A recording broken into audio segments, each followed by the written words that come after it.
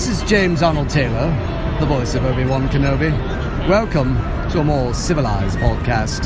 This is the podcast you're looking for. You may not go about your business. Stay here, listen, and then move along. Well, welcome everyone to yet another episode of our very adequate podcast, a more civilized podcast, in fact. Today's episode is single reactor ignition, because Chris is going to try to destroy us like the Death Star did Jedha in our discussion about the Rogue One today. So this episode is going to be in the vein of our Last Jedi episode, which was 2 episodes ago, if my brain is not completely failing me. I think so. So Chris is going to take the position of prosecution here, telling us what's wrong with the movie, and he's going to try to make Ross and I like it less. I predict he will fail in that regard because I love Rogue One dearly, and the things that I love about Rogue One I don't think he will have a problem with, or not a big problem with anyway. So we're going to get into it. It's going to be great. As always, I'm Kyler. I am Chris. And I'm Ross. We're your hosts. Ross, take the announcements away, my friend. Yes. Well, I'm going to take ones, I think. Yes, I'm going to take the one that I put in. I think I'm going to have you take the one that you put in, because I didn't get a chance to read the article. So first big news for this week is that Disney, what was his title? The guy the interview was with? Dave Filoni? No, it wasn't Filoni. It was someone else. It was someone higher up in Disney. Anyway. Bob Iger. I think it was even above him, actually. Bob Iger's CEO. Yeah, I was going to say, there isn't really much above Iger. Yeah. Anyway, sorry. They announced... Someone somewhere did an interview. I feel bad for not actually knowing the name off the top of my head. That's good. The news portion, what he said was... Yeah, the way that the internet has been posting is that Disney has commented on how they're going to be slowing down Star Wars movie productions. I did see that. After this upcoming release for Episode 9. I don't remember the person's name. He's above, like, Kathleen Kennedy. You're doing the second bullet point. Yes. Oh, that is Bob Iger. It is Bob Iger? He's the president of Disney. Oh. CEO. So, CEO, yeah. The buck stops there with him. Right. Well, and because he also mentioned how it was more or less his decision to have such a quick cadence on all those, and then he says, looking back on it, it probably wasn't the best idea. But yeah, because he thinks that his timing decisions were a mistake, and he is just going to have people, step back a little bit. The quote we have from him says that I made the timing decision, and as I look back, I think the mistake that I made, I take the blame, was a little too much too fast. You can expect some slowdown, but that doesn't mean we're not going to make films. JJ is busy making Episode 9. We have creative entities, including Game of Thrones creators David Benioff? I have no idea how to pronounce the name. And D.B. Weiss, who are developing sagas of their own, which we haven't been specific about. And we are just at the point where we're going to start making decisions about what comes next after JJ's. But I think we're going to be a little bit more careful about volume and timing, and the buck stops here on that. So this has lots of ramifications for the things, at least that I was excited for. I still feel like they need to do the Obi-Wan movie. I know, we've talked about it. I still want to see it. No, that's right. Lots of people do. Yeah. And I think there's still enough for him to have a decent story even at... He could even go off-world of Tatooine and do something somewhere else, where it's not going to attract Imperial attention. But we'll see what they do. Yes. Basically, we need to strike while the iron's hot on an Obi-Wan movie, because our Obi-Wan actor is getting old. So we need to do it now. True. But, so those... if they do decide to make those movies, they'll be a little bit farther out. I am personally really behind this decision. Because it will be hard to find a greater Star Wars fan / over-enthused fanatic, as my wife would describe me, than me. There's Chris and Jess that we met at. Oh yeah, that's true. But it's hard still. It's hard, I'm the biggest Star Wars fan of people that I know, personally. I love Star Wars, and even I am going, I enjoyed Solo. I would have been okay if it had come out a year later. I'm okay with them slowing down, and if we don't we finish Episode 9 in next year, and if we don't get another Star Wars movie for 3, 4, 5 years, I'll still be okay with that. Anything more than that, and I'd be kind of like, hey guys, you bought the franchise, give me some more. But to take a couple of years off and give fans a chance to digest and settle and become accustomed to what they've put out for now, and more importantly, take time to make sure that whatever it is you're putting out next is a good, solid story with interesting characters, and take the time to do it right. Mm-hmm. Yes, Bob, thank you. Thank you for this decision. I think that this piece of news is so fitting because I think that does have to play into what we have to talk about today. Because both Rogue One and Solo had very extensive reshoots. Yeah, well, and also, too, and I think I've talked about this in a couple other episodes as well, but, like, the Marvel fatigue. Right. You know, that first wave of Phase 1 Marvel, everyone was stoked. I was stoked. Phase 1, I was just sort of, whatever. It was Phase 2 that cut me. Okay. Yeah, but most everybody, besides Chris. Once Joss got involved, I was on board. You know, but, like, everybody was excited for this Iron Man movie. Everybody was excited for a Captain America movie, for a Thor movie, you know, and now for me, and like I was right there with it. I'm like, this Marvel thing is awesome. And now I was like a year after Thor Ragnarok was out on DVD that I finally bought it and watched it. And actually, I had bought it. It hasn't been out a year. Oh, well, okay, yeah, whatever. I was going to say, but I only watched Thor Ragnarok like a month and a half ago. Oh, really? For the first time. Because I just wasn't that interested. I'm like, it's going to be another Marvel movie. It can wait. I went to see Thor Ragnarok like a week before Black Panther came out. Like, I mean, my wife is a diehard. She loves those Marvel movies. She's always been more of a Marvel girl. I've always been a DC guy. So as much as I do enjoy the quality of those movies, I'm not quite as gung-ho. But even then, we usually went to those within like 2 weeks of opening. But just over time, it's like we never got it. We barely caught Ragnarok in theaters. And then Black Panther we didn't make until like 3 days before Infinity War came out, and that was just because I refused to watch things out of order.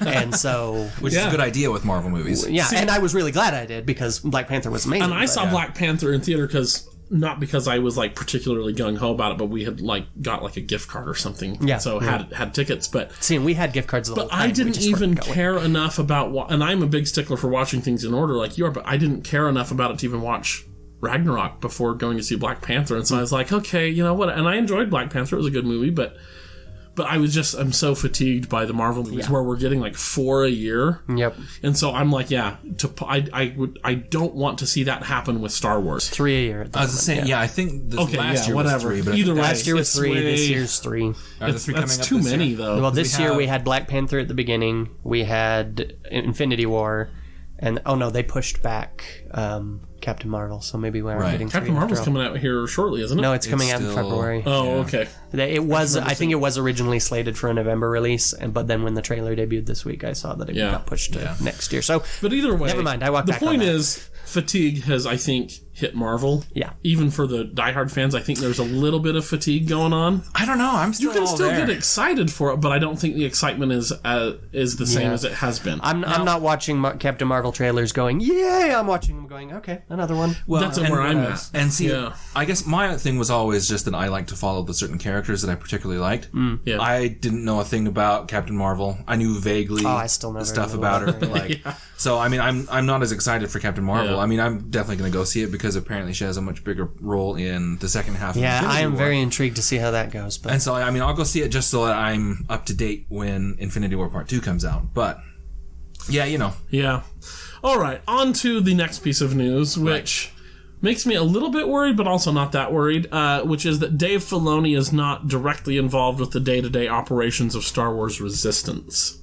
So Star Wars Resistance is the new animated show that's coming out October 7th, 10 p.m. on the Disney Channel. Go watch it, everyone. 10 p.m., really? That's I know. Well, and that's part of the discussion, too, around it is, like, the trailer just dropped as well for the first... Well, I guess the second trailer, because they had like a teaser trailer. Now they've done like a Meet the Aces, like Meet the Main Cast kind of a thing.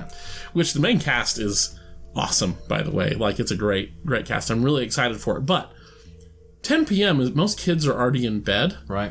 And yet the trailer for it looks very kiddish, if that makes sense. Yeah. So I'm going, please don't miss the mark on this. If you're going to air it at a time when most of the little kids are in bed, don't make a show for the little kids.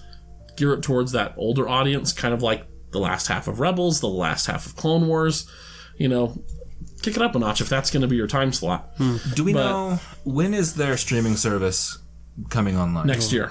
Is it next year? The rumor is next fall 2019. I mean, because I wonder if this is more of just a something to fill time out slot or something. Yeah, like they know it's for kids, but they're not even supposed to sit there and not Dave worry Filoni, about it. For those who this might be their first episode, and if that's the case, I'm sorry. Dave Filoni worked with George Lucas for years and years and years, and came up with George Lucas for the Clone Wars animated series, the 3D animated, not the 2D cartoon, Which is not as forget good. About. Yeah. Then he created a show, Star Wars Rebels, which is set 5 years before the original trilogy. And it's also pretty good. Of course, this is without George Lucas's input because by this point, Disney had bought it. Now he's doing Star Wars Resistance, which is set a couple years before The Force Awakens. However, in between, actually, during the, I want to say, second or maybe third season of Star Wars Rebels, Dave Filoni got promoted. And he stopped being the actual hands-on director for the TV show and became head of all animation for Lucas. Which is pretty awesome because Dave Filoni knows how to tell stories. He is, he's a master storyteller. But unlike George Lucas, he listens to other people and their input, which makes his stuff much better. And so, without him having sort of the hands-on on Resistance, I'm a little bit nervous because I'm going, I've come to trust Filoni over the course of 6 seasons of Clone Wars and 4 seasons of Rebels, and I go, yeah, you're a good storyteller, so I'm okay with you going to tell this Resistance story. So with him not having sort of hands-on day-to-day stuff with Resistance, it makes me a little bit nervous. But at the same time, I'm going, you're still the overall director. You're the one who's coming up with the overarching story. You're working with Pablo Hidalgo and those guys to create the narrative for Resistance. So overall, I'm still not super worried and he's still got to be the one who finalizes everything. He's still like the executive producer and stuff like that. So a little bit nervous. I don't know who is taking over in his place as sort of the hands-on day-to-day stuff. But also, I think part of the reason he isn't involved with this is because with the Clone Wars coming back for a 7th season, that's his baby. Right. And he is working on that directly. And so he's, at least temporarily maybe, given sort of direct control of Resistance over to somebody else. So Clone Wars Season 7 should be really great. That's going to premiere next fall on Disney's streaming service. Right. So they will, unfortunately, be getting some more money out of me that way. Because I will not miss more Clone Wars. We're going to get the Mandalorian art guys with Ahsoka leading rogue clones to do the good work, which is going to be awesome. We're getting the Bad Batch series, which the unfinished version is available on YouTube. They put the unfinished, rough sketches and stuff like that on YouTube. And if you can just ignore the animation and just listen to the story, listen to the voices, it's actually a really, really cool story with one of my favorite lines in all of Star Wars. So the Bad Batch shows up in their gunship with a pinup, 40s pinup style picture of Padme Amidala on the side. Oh, no. And Anakin sees it, and he gets all pissed, and he's like, what are you doing with that picture of the senator up there, They're like, that's that hot senator from Naboo. Yeah, she can negotiate with me anytime. And Anakin has to, not let his secret out while still getting pissed at these guys. It's hilarious. Wow. So I'm super excited to see that. I'm surprised they went there with that. But by the 7th season, though, I mean, the first generation that watched it has already grown up. It's been 6 years. So those kids that were watching it when they're 10 are 14 now. Yeah, but they were still on the network. No, them 16. Right. It was supposed to be the second half of the 6th series. Yeah, but they're still on a network that's catering to those first year ages. I don't care. I love it. I hope they keep it in. Okay. No, I mean, I'm sure they will, and it's fine. I'm just thinking it's an interesting choice. So anyway, we'll see how things go. Yeah, it'll be an interesting watch. I wonder if it will take the same path as the other 2 series. That was one thing the internet pointed out to me, is that how season 1 happens. No, Siri, I'm not talking to you. I'm sorry. Come on, Siri. We're busy. Siri wants in on the conversation. She's got input.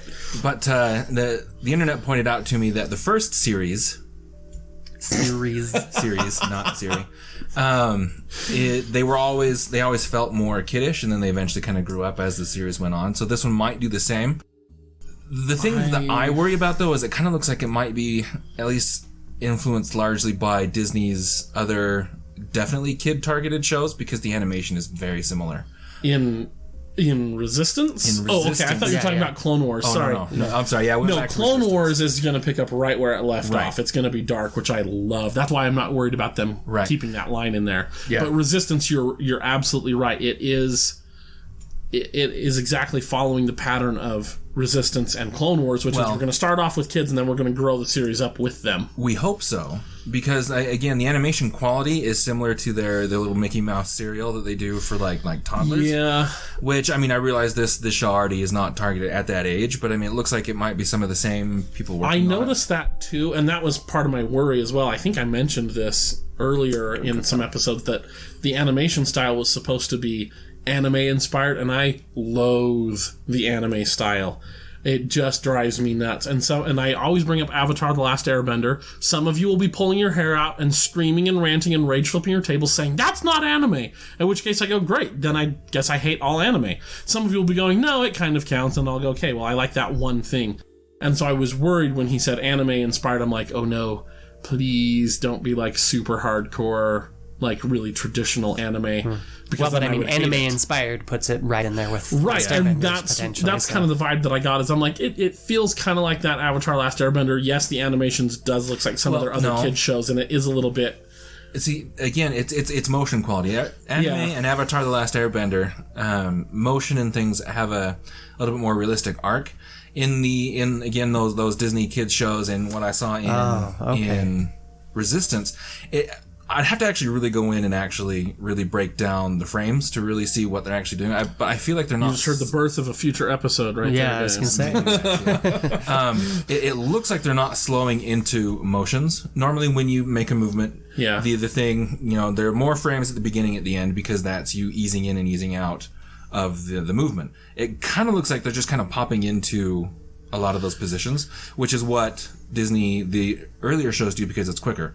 Because you can pump out the episodes faster. Well, to be fair, a lot of what was in the trailer was ships, kicking their engines on to like afterburn or whatever, where they are taking off quickly, so I'm okay with that. And a lot of reaction shots, where it's, look over my shoulder and, oh no, who's there kind of shots. There's a lot of that in the trailer. Well, I'm thinking in particular... that is going to be more quick and like snappy, sort of movements. Well, but it was... I'm more thinking of... There's a scene where Poe is, I think he's talking to the main character and they're walking. Yes. Is the one I'm thinking of when I talk about that. It's like arm swings that don't hit quite right, or like head turns. Again, so I mean, I'd have to really actually get in and what puppeteers call jar jarring. Really? Yeah, no, that's a literal thing. That's when you have movement that doesn't make sense, that doesn't fit with any sort of logical cadence or realistic movement. They call that jar jarring. Oh, okay. Yeah. The legacy continues. That's right. So, that's the news. Oh, man. Ooh. Wow.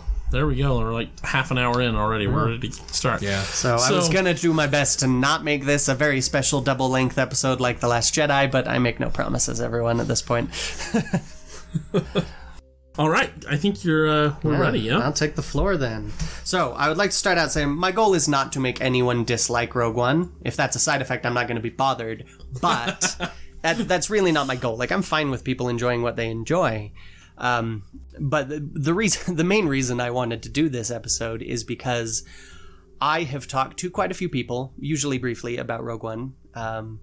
And of course there's some people that it's just sort of like, oh yeah, I liked it, or whatever, it was okay, or the real weirdos who are like, who cares about Star Wars? But get for the most people part, out of your life. You don't need that negativity. For the most part, when I say, yeah, I don't care for Rogue One, I get one of two reactions. I either get, how is that even possible? I cannot even fathom that. I think those were my exact words both times that I heard Chris tell me he didn't like it. Or I get people going, oh, thank goodness. I feel like I'm crazy. I'm like, it wasn't a good movie, but everyone's just like, it's so good. What is wrong with you? And I'm like, I don't know. Is there something wrong with me? Yes. So, sorry, that's this is for all those people. That understanding is the point. It's like, all I want is for the people who go, how is that even possible, to get to a point where they can go, oh, I see how that's possible. And the people who have been going, oh, thank goodness I'm not alone, to be able to go, oh, here's what I don't like about it. Now I can express it. So that's my primary goal. So, let's start out by talking about the problem of prequels. And this is just a little bit of setup. Generally speaking, most people agree that one of the most difficult things about writing a prequel story of any sort is that your audience already knows where the story's going. They know the end state of the story, right? And that makes it hard to maintain tension. It makes it hard to introduce plot twists of any real significance, because your audience, if you turn away and it looks like, oh, we're not going where we thought we were. No, we usually are. and it just feels cheap. And so it makes it tricky to maintain tension. It makes it tricky to maintain tension through the story. So writers have various ways of combating that sort of limitation. One is you set your story far enough away from the original that you've still got plenty of wiggle room that you can imagine that, yeah, we didn't end right where that story did, but there's still room to get to there. Obviously not really an option right here. That's we finish up an hour before the original movie. That's not an option. And the next the most common way is the setting up the mystery, what I call the how do we get there from here mystery, which is where you set up a beginning that looks nothing like the ending your audience knows is coming. And it sets up this mystery where people are like, wait, how does that happen? How do we get from this character doing this to that character that they become doing that? And that can actually be really powerful. That's a lot of what the prequels were trying to do. That's George Lucas has flat out stated that that's basically what his motivation was in having Jake Lloyd play this very happy-go-lucky, nice Anakin, is he wanted it to be this, oh, how does this nice little kid become the evil Dark Lord? And to a certain degree, throughout the prequel trilogy, I'd say that there was some success in that. There's a lot of success in seeing that evolution happen. And I mean, that's such a powerful storytelling technique that a lot of people use it even when they're not writing a prequel. You pick up Name of the Wind by Patrick Rothfuss. It's a man telling his life story, and a lot of the intrigue comes from this setup of the man that we are seeing tell this story, and the difference between who he is now and who he was, and the question of how he got here from there. Anytime you see a TV episode that begins with characters acting wildly out of character and then says, 1 week earlier, that's what they're trying to do. But Patrick Rothfuss, for those Critical Role fans out there, or if you're not a Critical Role fan, he played Care in season 1 of Critical Role. And if you're not watching Critical Role, you totally should. Also, if you haven't read Name of the Wind, you totally should. But that's not really much of an option for Rogue One either. Partly because, again, we're so close to the original that there's not really time to set up a huge shift in everything we know the way they tried to do with prequels and often do with other things. And also because we can't really use most of the original characters. We can't take the characters we already know and go, yeah, they were once something completely different, because we know where Luke is right now. We know that Leia's going to be involved at the end, but we know that she can't be involved in most of this. We know that Han's not logically going to be here, even though it's totally apparently possible to get from Jeddah to Tatooine in the time between where we see Jeddah last and where we see them on Tatooine. But we just don't really have that option. That's fine. So the next option is you're not using the same characters, so you take the characters you have and you make really strong, vibrant characters that really engage people and get them involved in these people's stories, so that even though they know where the general story is going, they're more concerned with these people and what's going to happen to them. That's where Rogue One went. Which is what brings me to my number one problem with Rogue One, is that every character of any note in this movie is poorly written. Now, and like Kyler said at the beginning, most of my complaints are going to be story related, yes, because this is a story. I am a writer. Story is 99% of what I care about in any sort of storytelling medium. Telling me that there are other things that make it good even though the story wasn't good is like going to a Italian restaurant and getting this big meal and it's just the worst lasagna you've ever tasted, and everyone around you is like, yeah, but that garlic bread was so good. Didn't that make everything totally worth it? No! It's a storytelling medium that has told a poor story. It's never going to fly for me. So, The 4 things that I highlight... wish you guys could see Chris. It is so fun watching him get agitated and angry. Oh, this one, yeah. Like, I wrote out massissive amounts of notes just so that I could try and keep myself from being too mean or snarky. The spittle starts flying. So those of you who love this movie, I apologize if I apologize for some of the snark, but I'm trying to tamp it down. So, the 4 things that I identify as most characters in this movie, with the general exception of Moff Tarkin and, what's his name? The general who sends Cashin to Draven. Draven, yes, there General we go. Draven. Yeah, General Draven. They're basically the only characters in this movie that are written well. There's some stuff, but generally I identify A, there's lack of characterization, B, inconsistent writing, C, they're less intelligent than they should be, or D, they're just plain pointless. Some combination of these things for almost every character in the movie. So, is there anyone that gets the full flush, the sweet of everything? Maybe. I don't know. I don't think there is anyone that gets all 4. Jin comes close. But, okay. Jin, the protagonist. That's one of the big problems. Yeah. Wow. Okay. So, for contrast, I want to start with some good characters. Let's look at episode 4, and let's look at Luke and Han. Okay. Now, the 3 things that the 3 things that I want to highlight here, at least, so there's lots of things that go into character, but the big ones for me, you've got the character identity. Like, can you look at this character and explain who they are in just a couple of words? Even then, people are more complex than that, but still people need something to latch onto. They need to understand these characters. So, for example, like Han Solo, you could just say smart aleck smuggler. Sure, yeah. And that is the words I used here were unscrupulous mercenary. But, those are very similar. Mm-hmm. Yeah. And so we both got a similar idea. For Luke, I said he's a sheltered farm boy. Yeah, that's almost exactly what I was going to say. Yeah. I was going to say backwater farm boy. Yeah, yeah, exactly. So then you have character traits. Like what the actions and the dialogue that show us that this is who this person is. And they need to be repeated and consistent on that point, that this is the character that we're seeing. So Luke he's young. And by young, I mean he's whiny and melodramatic. He is impulsive and cocky and kind of naive.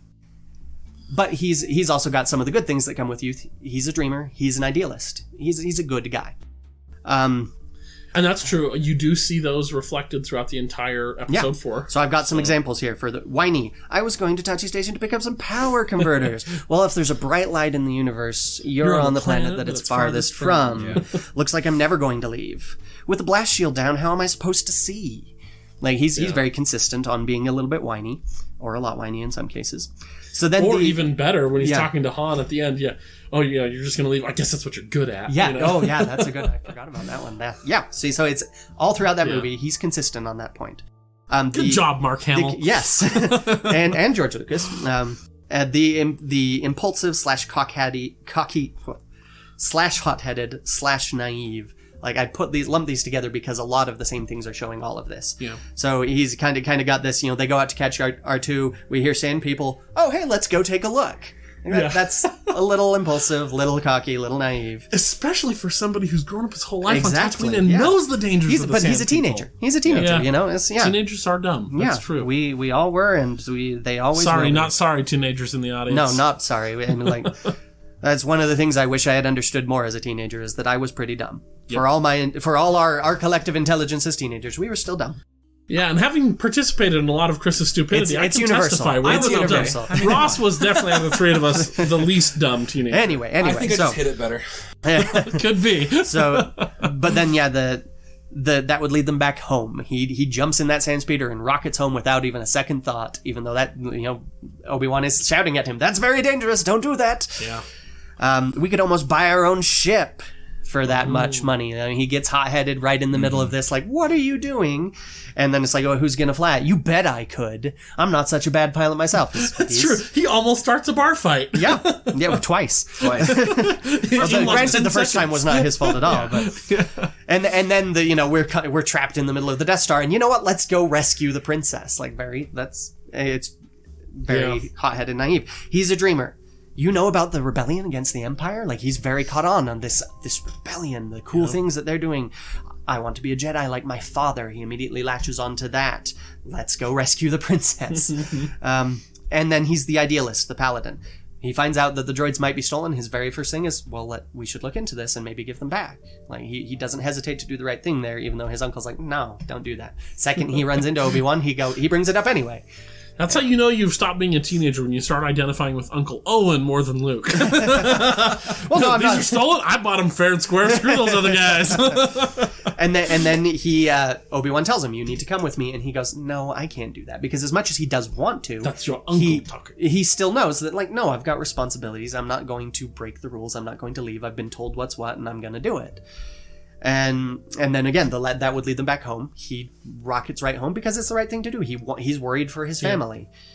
And once again, the let's go rescue the princess. That's doing the right thing. He's very idealistic. His whole speech to Han is very much just like trying to guilt him. This is the right thing to do, Han. If it weren't for, I can't remember if it's Han or Leia that pulls him back, but he almost jumps into the fight between Obi-Wan and Vader. That's true. Yeah, that is Leia. Luke, you would have gotten your butt handed to you. So we have all of these. These show us what his character is. Then the Emperor would have laughed at Vader actually killing his son. Yes. And then they show us what his motivations are. Motivation is the next thing. Like the real things I'm looking for are character identity and motivation, and that their actions show what these both are. And so his goal, his motivation is first, get off the farm and do something, be part of all this. And then it evolves into something more, the same thing, but just more so, is become a Jedi like my father. Which is why the climax of the movie is him using the Force like Obi-Wan tells him to, because that's his goal all along, and the movie is finished when he achieves that goal. He's using the Force, he's becoming a Jedi like his father. And I'm so excited for this next part. So then Han Solo. He's the unscrupulous mercenary. His character traits are he's unscrupulous and he's mercenary. As in, he's money motivated. We see him be unscrupulous. He drives up the price for desperate travelers. He shoots first. He does. He shoots first, people. When the stormtroopers come to the Millennium Falcon chasing after Luke and Obi-Wan, he does not hesitate to pull his gun on the law and start shooting. Not even the slightest hesitation. That's true. That's the first thing he does. Yeah. Oh, there's law officials. Boom. Yeah. Start hold shooting. on a minute. Hold on. Isn't the first thing isn't the thing that alerts them they're coming in is they say stop him? Or stop that? Yeah, something like that. Yeah, but even so, he immediately. He's the guy who, when the police officer says "raise your hands," draws his gun and starts firing. Yeah. Fair. Okay. Yeah, that's true. That is a good analogy. And then we also see that he's a smuggler. Like they hide themselves in his smuggling compartments. That's very unscrupulous. We see that he's money motivated. Our very first introduction to him is him haggling. He jumps at the offer of more money from Obi-Wan, even though it's kind of suspicious and it means less upfront for him. That's less reliable. Anyone in his line of work knows that that's less reliable, but he goes right for it because the money is important to him. And we get more on that later. We see that money is important to him because he has headhunters and bounty hunters coming for him at this point. He has debts, so he has a not ignoble reason for that motivation, but it is still his primary motivation. She's rich. That's the only thing that gets him to go save the princess. And then even afterwards, he's talking to Leia, and not me, sister. I'm in it for the money. Like, he's clearly trying to impress her, but that does not stop him from, wait, let me make my priorities clear here. It's not you, it's the money. And then he leaves once he gets the money. He's very consistent on these points all throughout. Also, he's brave. We get a lot of looks at that. Like, he gets into gunfights without hesitation. He goes to rescue the princess, even though it's ludicrously dangerous. And he is brave. He does come back after he takes the money. And he does come back, but he charges the troops as a distraction and tells them to get back to the ship. Like, he's a brave guy. His goals are make money. He has debts. He wants to pay those off. And we see that through Greedo, and we see that through... He flat out says, look, I got debts to pay. Like, I got to do this. So these characters are well written. Their actions and their dialogue display their character, their identity, their backgrounds. Their character informs their motivations. Their motivations influence their actions and dialogue, round and round. Like, this is a perfect circle. Everything is informing everything else. They are consistent throughout the story. Han makes a choice that changes his mind, but it's still very consistent with things we've seen from him. We'll get into that in a minute. But over the course of the story, things happen to the characters. And when things happen, the events either reinforce who they are. Like Luke, everything that happens to him, he doesn't really change. He doesn't go through a strong character arc. He's already, he learned some stuff, but he's already basically the character he's going to be at the end still. But it reinforces who he is. He doubles down on, no, I'm going to do the right thing. I'm going to be all this. Or events prompt them to evolve into something new. Either way, the results should be very evident in their actions and their dialogue. If they change, we need to see that. If they don't change, then we need to see that. And real quick, have either of you ever heard of the phrase "show don't tell"? Yes. Okay. Yeah, it's an animation thing. Oh yeah. So it's storytelling thing. General animation is part of storytelling. Is a way of storytelling through image and movement. Show don't tell, for the audience who might not know, is any time you're telling a story, you want to show people as much as you can, as opposed to merely telling them. Even in a book where you're literally telling them everything. For instance, we've got a story about a young woman who runs away from home because she's being abused by her stepmother. Well, if you just tell us that, if that's how you introduce, it's like, well, she needed to leave because her stepmother was abusive. And then later on, we're being told, we show the stepmother, and we never see her being abusive. We're not shown that. We're only told it. Nobody's going to buy it. They don't feel it. It doesn't actually, it doesn't pull our heartstrings, or we don't believe the motivation, because we're not seeing it, or worse, because the behavior of the character that we're seeing isn't consistent with what we're being told.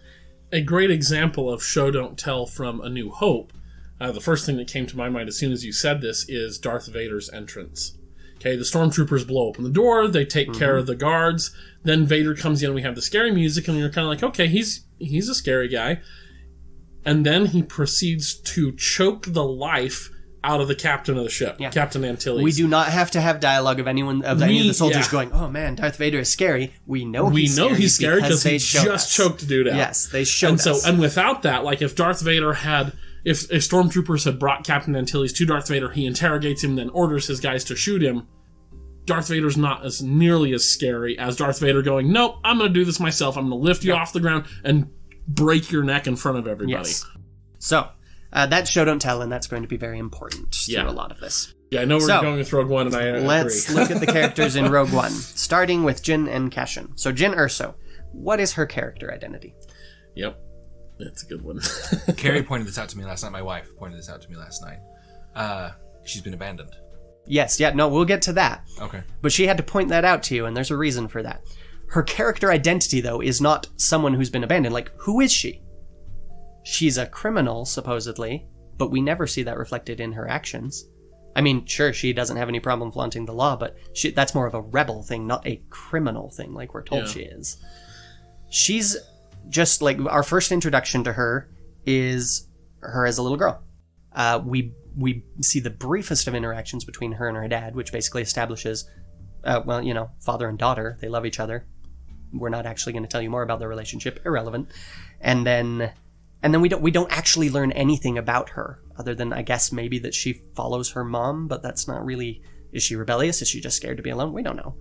And sadly, the prequel to the prequel, the book Catalyst, which is the prequel to Rogue One, Jyn is there as well as a child. It talks about her parents meeting and getting married, and then they have her, and it's about the same amount of interaction between Jyn and her parents in the book as it is in the movie. There's almost nothing. I mean, they show that her parents are good people, that, we love our daughter, we do anything for her, all those kinds of things. And you learn a lot more about the parents, though, than you do about Jyn, even in the prequel book, which is supposed to give you all this good background info. So immediately after the scene with her as a little girl, we get her sitting in prison. That's it. There's no dialogue. There's no information on why she's there. Could be, is she a rebel? Is she a criminal? Is she a political prisoner? We don't know. And it does not actually tell us anything about her character. Oh, actually, now that I think about it, sorry. I was just thinking about Jyn and her relationship to her parents, which is almost non-existent in the book. But the second half of the book, though, is a little bit more about Jyn. But again, Chris, I know what Chris is going to say, so I'll just say it for him. If you're making a movie, then you should show it in the movie, and don't rely on people having read the book before. But so the book does show, which is her. When we talked about Last Jedi, I did bring up that thing about Rose's motivation for kissing Finn from the book. That's a nice little, that's a nice little nugget for me that I have headcanoned as the official thing. Whether but that it is a failing that they did not make that clear there. And that's part of why that kiss is so awkward, because they haven't set up either a romantic relationship or that she's doing this to get his attention. It's just there. Yeah. So the book does show a little bit more of her relationship with Saw Gerrera, who essentially raised her and trained her, and that's kind of why she's a criminal, is that she's a part of his. And you can fill in a lot of this even with what's in the movie, but they don't actually tell you. It's you doing the work, not the writers. Well, and this is where, like I was mentioning before with the news, the extensive reshoots they had. Remember, we got a list of her crimes in the initial trailer. which didn't appear in the movie. No, we do get the list of her crimes in the movie. Actually, so the third scene with her is the prison transport. Again, we don't know why she's there, where she's going. She gets saved by Alliance, and she immediately tries to run from them for an unexplained reason. It's pretty dumb. Like, this is her being less intelligent than maybe she should be. Like, I don't know why she runs. She doesn't know who these people that just rescued her are. She has to be able, like, if she has any logical deduction whatsoever, she has to know that these 3 guys in here are not the only people that just stopped this Imperial convoy and killed all the stormtroopers. Like, there's gonna be more out there. Yeah. And of course she runs headlong into that immediately. Where was she gonna go? She doesn't even know where she's at. And it's... Actually... again, this comes from the book. In the movie, we don't know where she's at, but in the book, she's been on this planet for a long time, for months and months. Even so then, she knows the planet. A planet is a big place. Yes, that's she's true. in the she's on a convoy. She doesn't know where she is in relation to getting to the prison or wherever the labor camp she's going to or whatever. She does. They're taken from the the compound where they are held overnight, and then they're taken to a quarry to mine like this mineral. Fair enough, but even so, it's like she's just going to run out into the middle of nowhere with and that planet is actually notoriously inhospitable. You can see it's that not well in the design. thought out. Yeah. Anyway, but we really don't get any explanation for why she doesn't go, so who are you? And then decide, oh no, I don't want anything to do with you. She just runs because I guess they're trying to set up that she's an edgy rebel, but she's not. So then, fourth scene is her debriefing with the Alliance. We get an info dump on her background. We get, what was this, the general? Draven. We get Draven reading off a list of her crimes. And again, it's an info dump. We're being told. Is that in the movie? It's not it in is. the movie. I don't think so. I just watched it. Okay. Yep. Well, so did I, but I don't remember him actually doing it. It's not the same list. It's probably not the same list, but there is a list of him listing off what she's done. I thought the list in the trailer was better than what made it in the movie, though. But what's in the movie is he's talking about, like, oh yeah, forging this, assault on this, da-da-da-da. But none of it is consistent with what we see of her in this movie. She's just sort of this bland nothing. So let's look at her traits, what she does. She's supposed to be a criminal / in hiding from the Empire, but she's weirdly trusting. Like, she gets in this debriefing, and they start asking her questions, and she just tells them everything. Like, no attempt at subterfuge whatsoever. Just complete, total honesty, straight up everything they want to know. Every time. And then she gets out, she signs up for no reason. Like, the carrot that they dangle in front of her is like, oh yeah, and then we'll make sure you get your freedom. So what, she wants her freedom? Is that a motivation for her? We're not really ever shown any motivation from her. It's just sort of, it's like they wrote a very cliche scene. It's like, oh yeah, we'll make sure you get your freedom. And she just goes, okay, I guess. Like, shit, they're trying to make it out too that the rebellion is, there's Greys here. They've been doing bad stuff. It's like, so why don't we have her say, so what, you're holding me prisoner? Like, this is blackmail. You've already freed me, so now you're just going to keep me captive if I don't do this. Like, that would be nice if we're trying to show this about the rebellion, but no, they back away from it. They're just we'll just make sure you have your freedom. In that briefing, did they tell her that they were trying to get connected with that message from her father? Yes. They did tell her that? Yeah, but that we don't see any indication that is a motivation for her. They tell her, yeah, there's a message from your father, and she goes, and for those of you who don't have the video, my face is completely passive and not reacting in the slightest, because that's all she does in that entire conversation is just, whatever. It's like, yeah, so we know that you are the daughter of Galen Erso. Oh. And your father sent a message. Oh. Like, there's no reaction from her at all. There's no motivation. There's nothing to convey that she is motivated by getting to see her father again. They ask her, they're like, when's, it's like, do you know what happened to him? And she says, I like to think he's dead. It's easier. Like, it seems like she doesn't really care. And maybe that's just supposed to be a front that she's putting on, but she's doing it so well that she doesn't actually have a character at this point. Well, and I always took it more of just she's desensitized at her situation. Maybe, but that's the thing. See, and this is what I'm going to get to. Like, a lot of the characters, I've talked to some people about characters before, and they go, oh, well, this is what I thought. And it's like, okay, but show me where you're getting that from the movie. Most of the time, you're not. It's just assumptions. No, you're filling it in. Right. Now, when we talked about this a week ago, I said one of my problems was that the writing of Rogue One is very lazy. And that's what I mean. We're not going to do the work. We're just going to count on the fans to fill in the gaps for us. Yeah, whatever, And that's what I mean by lazy writing. They're not doing the work. They're And there's plenty of people that are happy to just, oh yeah, I can fill in those gaps. We don't even realize we're doing it. I did it with some of these characters. Like, I was floored. I watched this the second time, and I went in thinking, okay, yeah, there's gonna be things I've misremembered and everything. I was not expecting that I was misremembering anything in ways that made it better for me. Like, I had all these things that I was like, well, that wasn't a problem, and I'm not fond of the way they did that, but it wasn't horrible. But then I watched it and I was like, oh wait, they didn't do that at all. They just did nothing. Like, there is literally nothing here. Holy cow! I didn't even like this movie, and I'm filling in the gaps that they left here. And anyway, so maybe that's a point in their favor. Just kidding. Yeah. Now, supposedly, her motivation is she doesn't want part of this conflict. Like, she has one line in that initial thing where she's just like, yeah, you're all right. Like, I don't have anything to do with either of these. But we get that one line there, and then we get a super info dumpy conversation with Saw, where she's all like, all this has ever brought me is pain. And I'm like, really? Because I haven't seen any. Your mother died, and I don't know if it's the child actress's fault or the director's fault, but there's no reaction there. We don't really see this weighing on this little girl. We don't get any feedback from her on how she feels about her father, how she feels about her mother dying, how she feels about the Empire, how she feels about the rebellion, how she feels about Saw, until she's actually arguing with Saw, and then it immediately gets resolved. Like, it's just nothing there. Only time we see it bringing her pain is when her dad dies, and then she joins up for some reason. Like, her whole thing has been like, oh, it causes me so much pain, I want nothing to do with it. And then the first time we actually see it cause her pain, she has the complete opposite reaction of what she's been having the entire time. It's very inconsistent. So, her father is supposed to be important to her. I've kind of covered this, but they don't have a real relationship. We see one hug, a couple of stardusts, and I love you, and that's it. Like, we never get any fill-in on what does she think about what her dad has done. What are her opinions on where he's at and everything? It's just sort of nothing until she gets the message, and then all of a sudden it's, I want to do everything Daddy wants me to do. And just a massive 180 on her character and behavior. Yeah. But again, I don't know why. Why, like, granted, he's her father, but that's not enough for me. Like, what about her father is motivating her? Like, compare her to Batman Begins, Bruce Wayne and his father. Bruce Wayne's father teaches him at a couple points in the flashbacks in that movie, and we see how they influence him later, about him taking responsibility. We see him, where do we fall so that we can get back up? And that's all from his father, and it influences him throughout the movie. Simba and Mufasa. It's like a good chunk of that movie is Simba running away from his responsibilities, and then Mufasa literally showing up in the clouds to tell him, hey, I taught you better than this.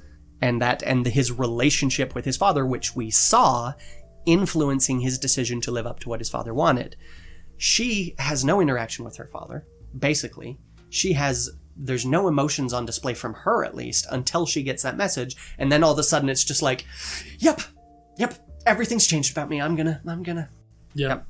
I'll give you that one. I noticed that too. Even the first time watching it, I was like, yeah, she's a little weak. I don't really care. One of my favorite lines that made me laugh is when he's talking to her in his message, and he's all like, I can't imagine what you think of me. Well, neither can I, because no one has ever shown me what she thinks of you. Well, but they do point out that, I mean, she has a good idea that he is still working on whatever project he was before with the Empire. Does she? She hates the Empire. They tell her that, and she goes, oh. Well, but when he was taken, the opening scene, he's taken by someone he used to work with. Yeah. And she's not part of any of the conversations about why he's doing that. She's just superfluous to everything. It's all between him and his wife. So again, we don't get her reaction to it. We don't know what she thinks about her dad doing that. Is she upset? Does she feel like he's a traitor? Does she feel like he's a hero? Is she just confused? We don't know. Nothing about this vitally important relationship. We don't know any of it. Plenty of people are filling in the gaps and being like, well, yeah, sure, this stuff happening, but it's not there in the movie. So it's not great writing. It's also clear on watching, I rewatched this on Sunday, and then I've been watching clips here and there to verify what I'm thinking about it. It's clear that her background with Saw is supposed to be this reinforcement of what happened with her parents. She's got abandonment issues is what's supposed to be going on there. Mm-hmm. But again, we don't see any of this. Like, she gets pulled out of a hole by Saw, and for anyone who hasn't seen the TV shows he's been in, he is nobody. We know literally nothing about him.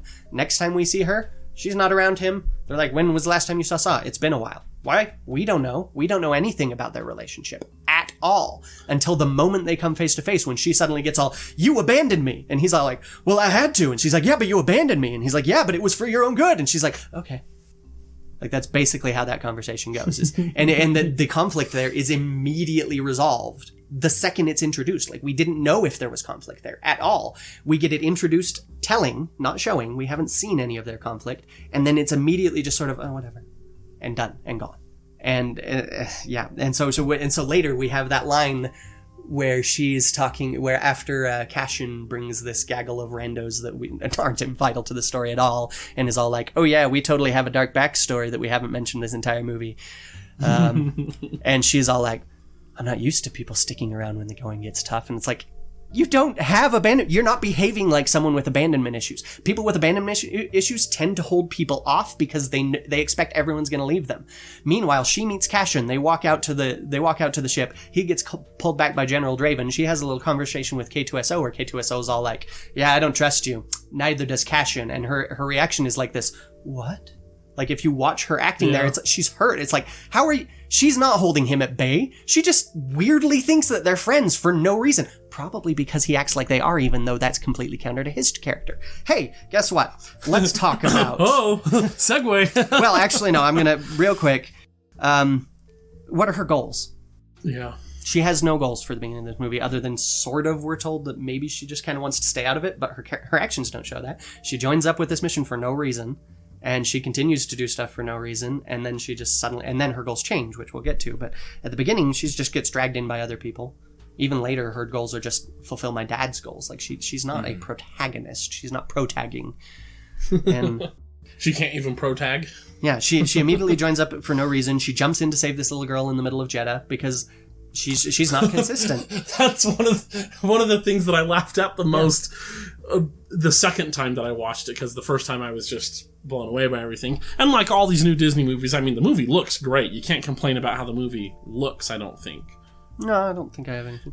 But I remember the second time watching it, when she goes to save the little girl, I'm like, oh, that's nice. And we're showing, that she really does have a soft spot or whatever. That girl, you saved her from probably a worse death. Or you saved her from the laser bolt later, in order to suffer a worse death. The Death Star laser. The little girl also is not seen in any of the wide shots leading up to her just suddenly appearing next to that tank out of nowhere. I looked, of course. Anyway, but she's also like, she's all like, oh, I don't want to be part of this, but she's never dismissive of the rebels in any way. Of Saw and his, like, or anything else. Like, compare her neutrality and staying out with Han, Finn, or DJ. Like, Han is constantly dismissive of, like, I've never seen there's nothing that's convinced me that there's any all-controlling force that's influencing my life, all sorts of things. And DJ just sitting there just like, psh, don't join up, live free. And, like, even Finn is just like, no, there's no fighting this. He doesn't have the same motivation as them, but he's pretty firm on, this is not a good idea, guys. Like, I am not part of this. But she just is like, yeah, I'm not part of this. Well, come with us. Okay. Oh, there's a little girl in danger. I'm going to save her. Oh, my dad wants me to do stuff. Okay. Like, it's just...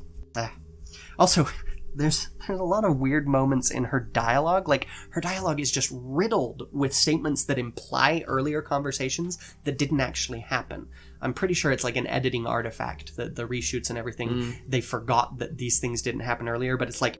Her conversation with Cashin where she's like, trust goes both ways. They haven't discussed trust at all. Like, no one has asked her to trust them in any way, shape, or form. They just said, hey, come along and do this, and then we'll let you go free. And she just said, okay. So her being all like, trust goes both ways kind of implies that someone suggested that they trust her in any way, shape, or form, but no one has. And then later, where after she gets the message and they're flying to Edu, she's all, you were wrong about my father. It's like, well, I jumped back to the only conversation they've had about her father, where he informed her, well, your father's building a massive super weapon for the Empire, and literally doesn't say anything negative about her father at all beyond he's building this. In fact, they specifically say, we got a message from him. It seems like something's going on here. Maybe he's a good guy. Like, they know all this. And so she's all sitting there, you were wrong about my father, as though he's been dissing on her father this whole time or something. And it's like, and his response is, well, he is building which I appreciated. He is building super weapon. But she just keeps going. It's like she's got this massive narrative in the back of her head that she's just living in some other story and is too distracted by it to be part of this one. And she keeps saying things that is like, yeah, this happened. And it's like, no, it didn't. I'm not used to people sticking around when things go bad. It's like, really? When has that ever come up in your dialogue with anyone but Saw and then immediately being resolved? Like, anyway, so Cassian Andor. Cassian, what is his character? Rebel operative. He's a battle-weary rebel operative, yes. And he gets established pretty well right from the beginning. That first scene with him where he kills his informant, really strong. Except he's not consistent. He never does anything like that again through the rest of the movie. I did notice that. Yeah. And in fact, he's often... They have opportunities is the worst part, but they don't take them.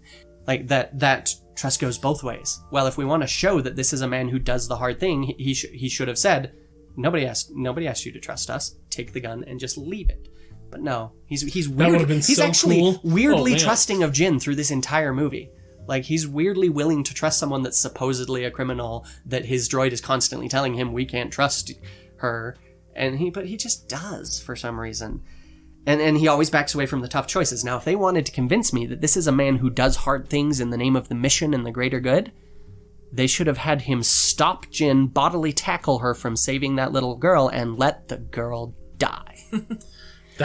But you guys, oh man, I want to take a picture of Chris's face right now and post it. It was so good. But for all that this is supposed to be such a dark movie, no, they don't. They're not willing to go there, and I get it. Disney doesn't want to go there with Star Wars, but because then you're getting into like the but child endangerment. Well, but even then, have Chirrut show up and save her then.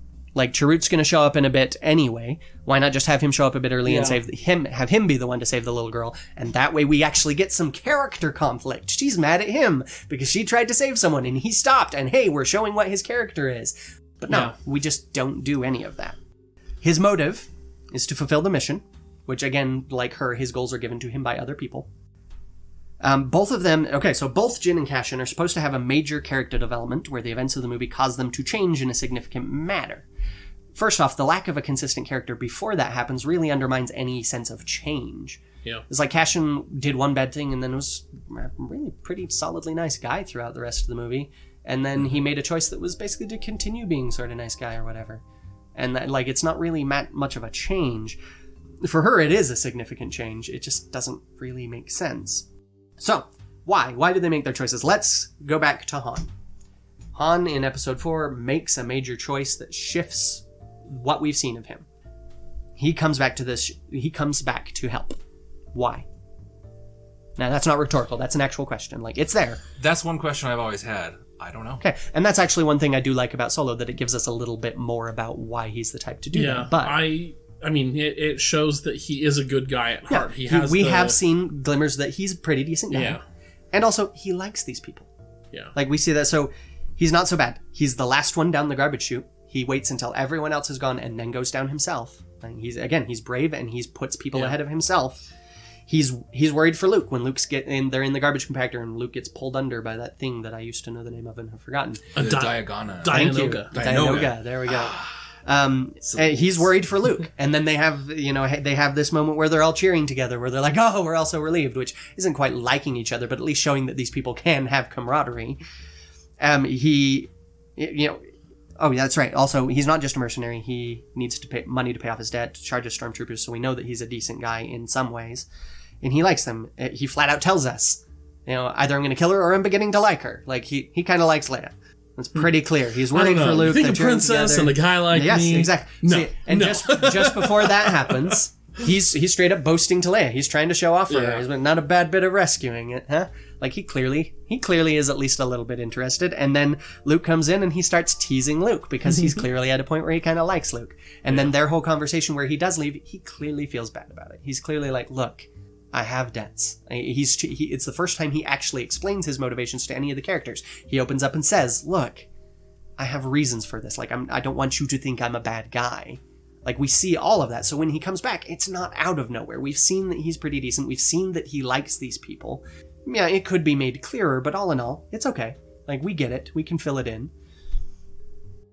And his capacity to return was set up by his behavior throughout the movie. Like, it's a change in priorities. His goal was to make money, and he shifts that to help these people.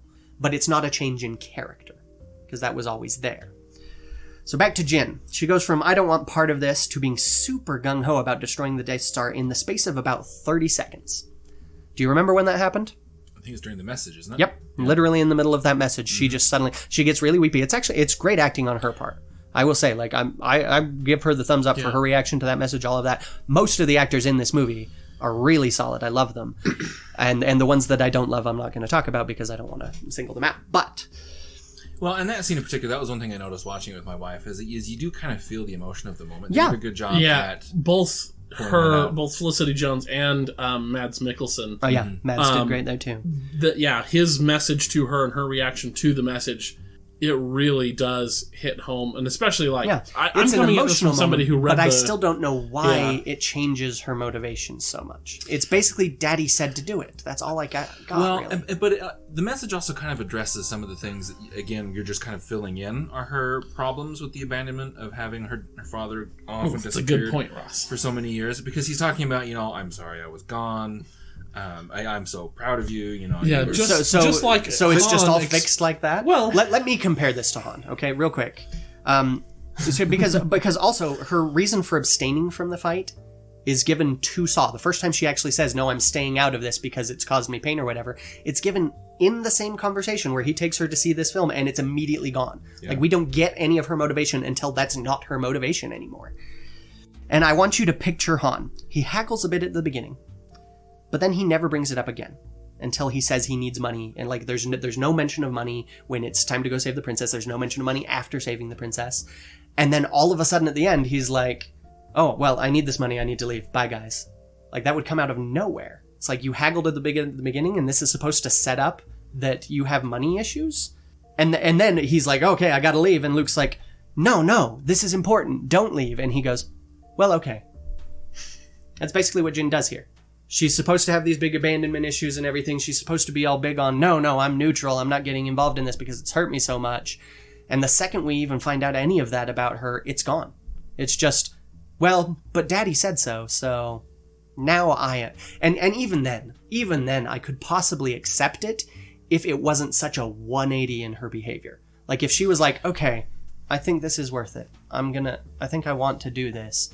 And she's slowly building up to the point where she's giving impassioned speeches to people about hope that would make season 1 Katara roll her eyes. Instead of slowly building up to that, she literally is just like that. They are flying away from Jeddah, and she's like, "You were wrong about my dad, and I am a rebel now." It's like, it's just boom, out of nowhere. She's just 180, and that's that. Like, it's forced, it's hackneyed, it's not consistent. I agree that it is the amount of degree change. It's not a 90 to a 45 degree change, right? It is, you're saying, a 180 degree change. It is a little bit jarring. Even I noticed that the first time watching it in the theater. I was like, it seems, okay, well, whatever, it's there. But I do think you're being a little harsh, though, with Galen's message. And, like, it is similar to Han's explanation. Look, here's why I'm doing these things. Galen is saying, look, you don't need to... And I'm not saying that, 1 2-minute therapy session with Dad is going to fix your abandonment issues. I'm not saying that at all, which is why it is still a little jarring that she is so shifted in her opinions. But for her own dad, who she does love... apparently. We've seen lots of love from him. We haven't seen much from her. Yeah. But, her dad is saying, look, here is why I'm doing these things. I've done it for you. This was the only way to ensure that this machine has a chance to fail. I did this. I sacrificed perhaps our family and our family's happiness for the greater good of the universe, of the galaxy. I think you're being a little harsh there on the lack of... you can fill in the gaps there. You can look at that and go, okay, so probably this is important to it. But that's the thing. You kind of have to go probably at the beginning there because it's not there in the movie. It's you filling in gaps because that's it's instinctual. We all do that with incomplete narratives. We fill in gaps. It's both a good thing and a bad thing. It's a good thing for getting people involved in storytelling, even bad storytelling. But, it's also the sort of behavior that leads to people going, "Oh, the political party that I disagree with did something. I know why they did that. I can fill in that gap because they're evil." Like, it's not a great thing. That's and you're filling in. Like, you're saying, okay, but I could kind of see how that would bridge. So can I. Like, I can see you. I can construct a bridge out of that, but that doesn't mean the bridge was there to begin with. I don't want to distract from the topic too much, but so I've heard that there is a discussion though about how much you do want to handhold your That's fair. audience. But sorry, you go ahead. Well, I mean, I just want to say sometimes you want to let the audience infer, and sometimes you do want to spell it out. Where is that line? Yes, it's very hazy. That's a good question. But usually, as an editor, when I'm reading stories and I'm going, okay, nope, you're not getting published, you're not getting published, the line is, do they actually can I tell that they understand why to withhold that information? That it will build a more intriguing mystery or character, or are they just withholding information because they've seen movies where that was done and went, oh, that's cool, I'm just going to withhold information for no reason, and it actually impacts the plot negatively. And that's what I call this. Like this, a lot of people have tried to use that on me where they're like, no, they're not hand-holding you, they're expecting you to be smarter than that. And I'm like, no, they're not. They are not smart enough to do that. And you do not understand how well enough. And so you're just assuming that probably this is the competent version of that. And because I've done that too. Like I've had a lot of points where I was talking to people and I'm like, no, this is just like what those great novelists do. They're just withholding information. And then years later finally reached the point where I was like, oh, no, they just didn't know what they were doing. I can see that now. And I didn't know what they were doing either. And that's why I thought that. But it's like, yeah, no, this, for me at least, this falls well outside of the range of deliberate, crafted withholdal of information. It's just, they'll fill it in. It's lazy. That's what I feel, at least. Yeah. And I'm sure there's plenty of people that would disagree with me. I've had some passionate debates about this with published authors whose books I won't be reading at this point because they clearly don't understand storytelling. But no, I agree with your assessment of Jin, even from the first. I mean, to be fully clear for the audience, I love Rogue One. I love it. It's great. I will happily watch Rogue One with anybody at any time.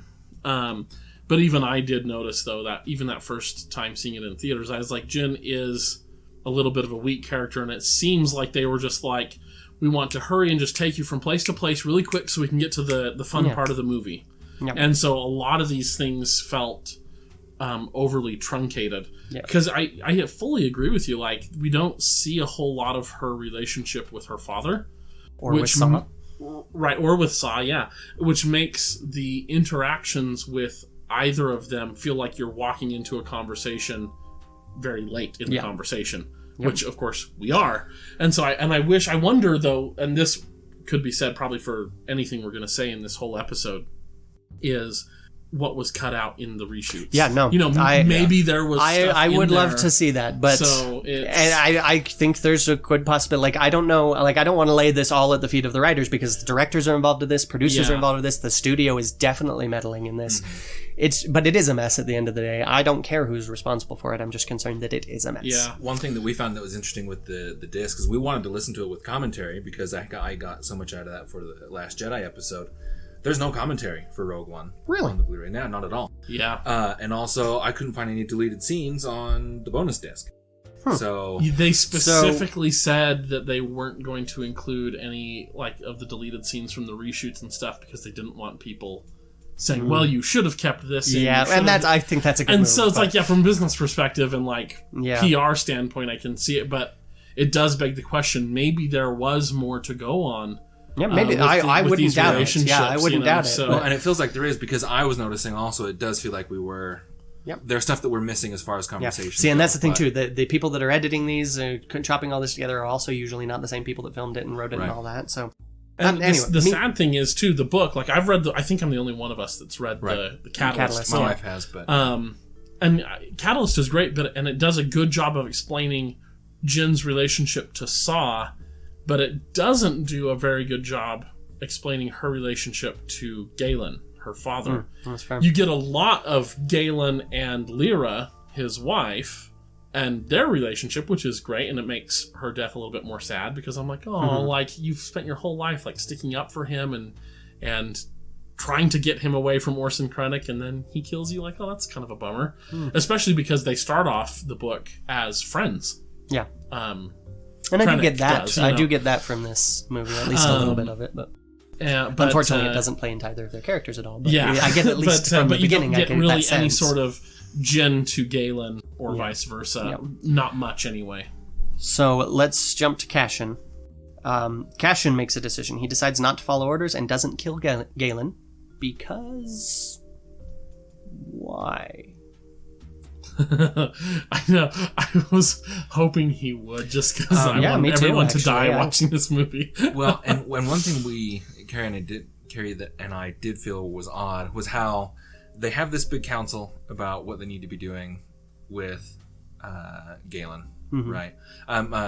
What's his name? The general? Draven. Yeah. Draven's having a conversation with Mon Mothma. They decide to act a certain way. And then literally walking out of that meeting, Draven's like, by the way... Davit's Draven. It's his name. That's... yeah, to which I'm like, okay, we've got command chain issues here in the rebellion. Well, but that's the thing, though, is that maybe, again, it's inferring, but maybe Cassian being in that meeting knows that these orders are against what his superior... Would have been nice to know if he had that feeling. But again, that's us putting in what we would... Yeah, and that's and again, I want to say, that's fine.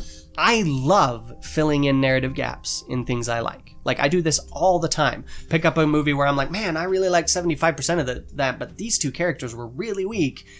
I'm just going to headcanon some stuff in there to improve that. And that's just how I'm going to think of this from here on out. That's fine. I have no problem with people doing that. You listen to this episode, you come away still wanting to do that, please, by all means, make these characters into something you love. But just please be aware they didn't start out that way. So how then would Cassian effectively show the audience that he is having misgivings? Well, okay, let's see. I wrote some of the reasons I've heard people give me. One, well, he feels bad, and you can see that. He's very consistent. Yeah. Diego Luna acts the hell out of this character. Like, he does a really good job with what he's given. We can see, even from that very first moment where he shoots his informant, we can see that even though he did that in the most callous manner of just like, no, it's okay, boom, he clearly is bothered by it. Yeah, he takes a minute. And that's great. Mm-hmm. But that's not new to this mission. He's felt bad about literally everything he's done before, apparently. So why didn't he do this earlier with a different mission? Because of Jyn? No. They literally don't have a relationship. Mm-hmm. They have not bonded in any way, have not talked about one another in any way since her interrogation. Like, that's the only conversation they have about each other. They have this weird moment. So there's this really weird moment in the middle of the battle in Jeddah where one of Saw's men is about to throw a grenade down right where she's at next to the tank, and Cassian shoots the guy, and she notices and looks at him like, whoa, you just saved me, and he gives her this like, yeah, I got your back face, where I'm like, what? Like, the more I watch it, the more I was like, that looks like you're trying to give me some character development, but I feel like it was a 13-year-old boy writing this battle scene and being like, oh yeah, he shot a dude to save her. And then she was all like, really? For me? And he was like, yeah, I got your back, girl. And I'm just like, there's nothing there. It's just this weird moment where they have this interaction that just is baffling and doesn't at all fit with anything else they do. But that is the closest they have to actual character interaction in this entire movie. They talk so much together, but never in any way that actually informs us about their characters. So they really don't have any sort of relationship. It's because Galen was helping. That's why they were ordered to extract Galen in the first place, is because he had information and apparently was willing to defect. Draven still ordered him to kill him, and he still agreed to that more than once. Like, maybe he sends a message to Draven. That's how Draven knows where they are on Edu. A coded message, and he gets it, and all he tells him, though, is, hey, there is a super weapon, Jet has been destroyed, we're going to Edu to get Galen or so, or towards, further clarification or whatever, and he says, yes, kill him. Maybe we make that into an actual conversation, where he's like, sir, it's sounding like he actually has some very useful information on this, like, maybe we don't want to kill him. Show him hesitating a bit, show him thinking, that's maybe there's some more, When I asked earlier, that's where I was like, if I were going to put that conversation. And so I thought of that, and I was like, maybe they did that, and I just missed it. So I pulled up that scene last night, and no, they didn't. Nope. He just says, Cassian, this is where we're going, any clarification on my orders? Nope, tell him to kill him, and he just goes, understood, because for some reason he's talking into this when they're sending coded messages. Don't know what's up with that. I don't, maybe, I was picturing like Morse coded messages or something, but maybe he's maybe he's just going, and that's a code. I think it's more of, it's an encrypted line. Yeah, still talking regularly. Maybe. But also, if you listen to, I pointed this out to myself while watching it, was that the actual words used are very, we know what we're talking about, but no one else listening should know. Yeah. Because, like, I mean, he responds with, yeah, tell him my orders still stand. Yeah, that's right. You're right. They are talking vaguely about what and so the two of them know is going on. Yeah. And then we also have a moment when they were sitting in Saw's prison where Chirrut was being all cryptic and being like, I sense you carry around your own prison. And that's about that. It doesn't actually inform us much about his character or expand it in any way. It's okay. I find it cliche, but I'm also more ragging on this movie than it's like I said when we talked about The Last Jedi. There's plenty of things that I have problems with that I understand I would not have problems with. I would be able to just go, yeah, it happens, if the backbone of this movie was better for me. But the line very much fits in Chirrut's character. Yeah. And he's consistent in that way. Yeah, but it's also one of those things where it's like Finn's bad it's jokes. it's this vague cryptic thing that is literally the only insight we get into Cashin's character until he gives us a big, not even a big, a little info dump in an argument with Jin later. Like, we learn nothing about his motivations, why he's doing all this, how he feels about it, except for Chirrut being all, oh, you carry your prison with you. Which is like, okay, what does that mean? Like, there's a lot of things that could mean. That's the problem with being so damn cryptic, yo. But anyway, and he doesn't seem that bothered by it. He just kind of goes, oh, yep, oh well. Do you have any comments about Chirrut specifically? Oh, yeah. Because I do. Okay. We're getting there. Okay. Just wanted to make sure. Actually, either Chirrut... Well, yeah, we'll get to that. Anyway. So then, they've made these decisions, whatever, okay. The Jin and Cashin argue about who's in the right. Nothing's resolved. No one wins the fight, really. This is the first time we hear Cashin talk about himself in any way at all, and it's after the big choice that all this information might have been relevant for. He spends the argument justifying an action he didn't make and accusing her of behavior she's already abandoned. Like, they have this big argument where he's like, oh, you're just staying out of everything. And it's like, she's been pretty not doing that for a little while now. And she's all like, you were going to kill my father. It's like, yeah, but he really didn't.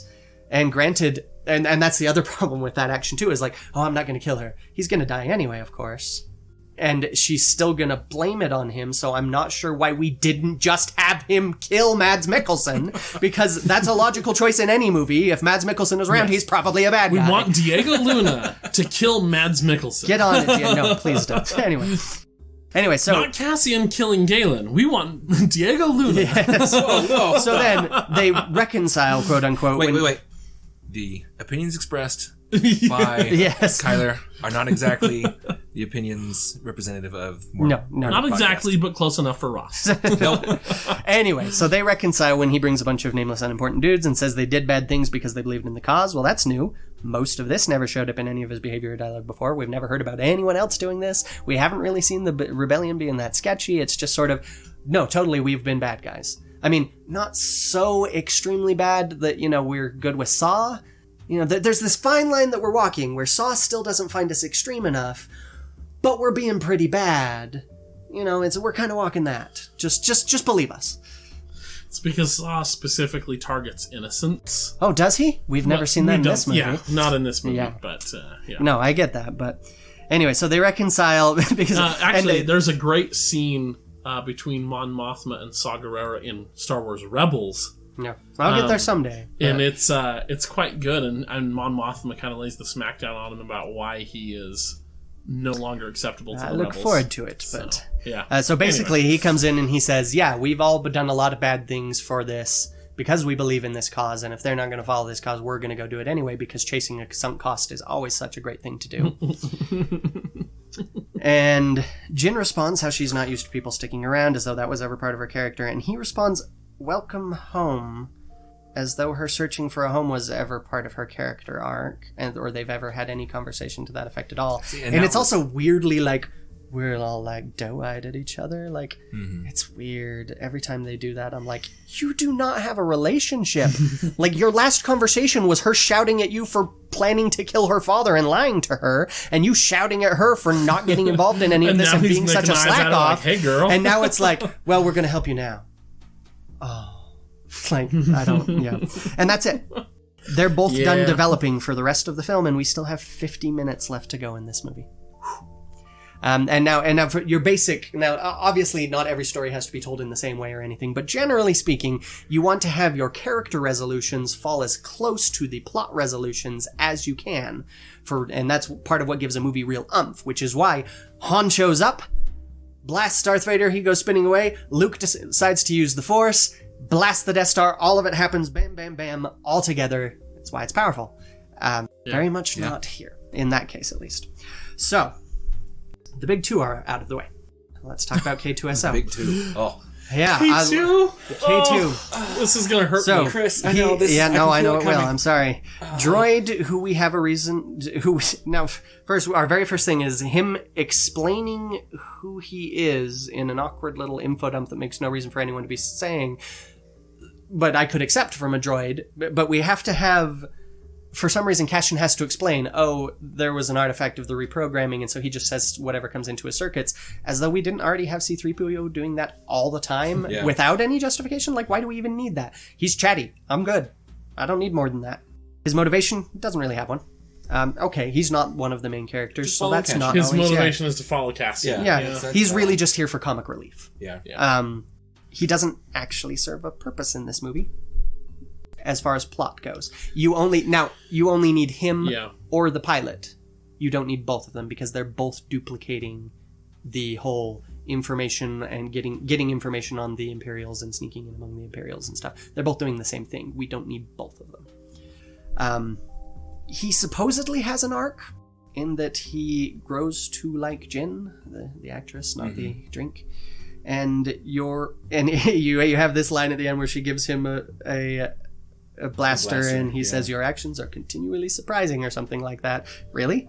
What about her up to this point has surprised him? Nothing at any point. They have not had any point where he was all like, "You did what?" or "You stayed when you were going to run," or "You did this." Well, other than they've been a jerk. They had the conversation about, wait, why does she get a blaster and I don't? Yeah. And then, there's kind of this peace offering, so Sort of, but that's not How do you think he does, though, at his purpose as a character, which is the comic relief? Oh, it's Alan Tudyk. It could have been written by George Lucas and it still would have been gold. Okay. But I just want to make sure that... Because I agree with you about him not having a character arc. He doesn't really serve a purpose as far as plot goes. And I don't mind him not having a character arc. It's that, and I don't mind having characters that don't serve a purpose as plot goes, as long as there's not too many of them. Chewie does not serve a purpose in the plot of the original movie. Well, neither does C-3PO. No, yeah, that's fair. R2 does. R2 certainly does. C-3PO's just... C-3PO exists so that R2 can be a silent character. Yeah. That's his whole purpose. Basically. They function as a unit, which is fine. You can have two characters that function as a unit. Say that Chirrut and his significant others function as a unit, but... Yeah. And that's okay, but it's when you get too many piling up that are cluttering up the plot with purposelessness that it becomes a problem. And that's why I would say 3PO and R2 have to be treated basically as one character, because they basically are. For sure. So she hasn't done anything that surprised him. I mean, really I guess he expected her to kill them, and she didn't, except she did. Because she totally shot a droid that looked exactly like him, and it's all played off. It's played off for laughs. It's comedy, she shot a droid, and then he, see, that's not something that she was supposed to actually have to worry about. He wasn't supposed to be there. Fair, but he also knows that she would have shot him if he had been slightly faster getting there. It's not necessarily a point against her per se, but it's not a point in her favor either. And it's played off for laughs. And okay, whatever, but. He is the comedy character, but it's like that's not leading into this arc he's supposed to have of growing fond of her. So like with the others, his arc makes no sense and isn't actually demonstrated on screen. And aside, K2SO was the only character in this movie whose death actually saddened me when it happened. Yeah. But that was really weird for me. Because see, here's the thing that happened when I was watching this the first time. You see the hole in his chest like with Wash? Yeah, well, the dozens of holes. Apparently, all these stormtroopers failed to hit the magic kill a K2 droid that she hit in one shot with this other one. Sure, whatever. That's fine. That's true. Heroes are always statistically way more durable than villains. I can deal with that. But see, I did this weird thing when I watched the first movie. I don't know where I got it, but I just had this bizarrely different interpretation of K2SO's character. I think it was Diego Luna's line about this artifact of the reprogramming, that he is not a normal droid because of the reprogramming. And for some reason, I took that to understand that K2SO still had all of his Imperial memories functionally intact, but had his allegiance forcibly shifted. I don't know why I thought that. It's not there in the movie at all. That was just me jumping to conclusions. But see, here's what that did for that first viewing for me. I was utterly horrified by K2SO's character the entire time, because that is a horrendous thing to go through. Like, if someone walked up to you, you blacked out, and when you woke up, you suddenly hated Star Wars. Oh. And you remembered loving it. You remembered that this used to be a vital part of your life, a huge motivation, and now you despise it and actively work against it, even though you remember hating the people that you're working with. Any supervillains out there that are listening, please never do that to me. Yeah. So I will do whatever you want, just don't do that to me. I don't know why I jumped to that. That's entirely me. It's not entirely you. There is the Cassian and K2 comic. Yeah, he does have about 9% of his original memories intact. And that is exactly what happens. I did read up on that, but I didn't get that from them. Yeah. That's just a coincidence that I happened to grab the same thing to an extremer degree. But see, so when K2SO died, like throughout this, I was like, he's got this moment where he's like, did you know that wasn't me? And she's like, yeah, totally. And obviously he knows she's lying. And I was just like, yeah, that's horrifying, because you still like these people, even though they don't care about you at all. Like, that's pretty dark. Yeah, it is. Ooh. It is. It's so dark. And so when he died, I was like, oh no. And then I was like, wait, no. Good. Get out of there, K2SO. This is the only escape from the hellish landscape that is your existence. And so I had this moment of, why am I even sad about this? And I realized, it's just because it's Alan Tudyk. Yeah, and we're always sad to see Alan Tudyk die. And he was working awfully hard to help them out. He gave his all. Yeah, because he's programmed to, though. Right. I know, but still. But he did. I'm not actually moved by that character death in any way other than, oh no more Alan Tudyk. I know. Also, I know there's a hole in his chest. I know us sci-fi fans like all sci-fi. I don't think that was a Firefly reference. No, I don't either, but... I know, I just wanted to read into it. Everyone does. But speaking of Firefly, how do Reavers clean their spears? They put him through the wash! Oh, okay. So that's K2. He's definitely not the most egregious thing in this movie, but you just wait till the next episode, Ross, if you thought that joke was dumb. I've got a bunch lined up. Or not the next episode, the Star Wars trivia that I have coming up. I've got some bad ones. Thanks. They're going to be good. Thanks. So, Donnie Yen, Chirrut, and his significant other, whose relationship is ill-defined, Baze Malbus. Baze, okay. Yeah. I did catch his name the second time through, and then lost it again. I didn't. And also, I just like calling him Chirrut's significant other because, sure, that works. I didn't know the word they were using was his name until I saw it in the book here. That's also what I caught, is I had the subtitles on, and well, he I says saw that it. Baze Malbus was once the most devoted of us all. Yes. Nice little info dump there. Yep. That no one asked for. Like, he's literally just starts talking about Baze for no reason. So, our first... I didn't catch it as a name. Yeah, Chirrut and Baze. I did catch that it started with a B, so for a while, instead of abbreviating this to SO for significant other, I was abbreviating it to SOB just for fun. His significant other, Baze. Quick rundown of their part in the movie. His Baze. Oh. Their first introduction tells us next to nothing about them. It doesn't establish much character beyond mystical and grim and silent with a gun.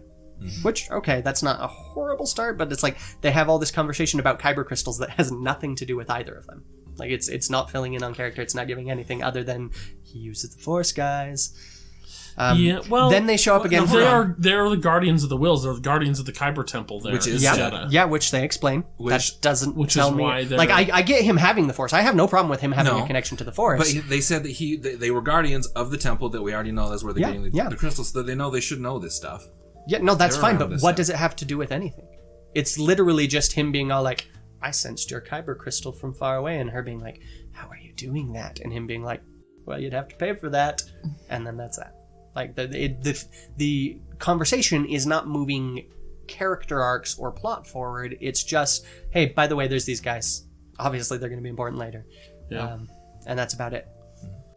So then they show up again for the second fight.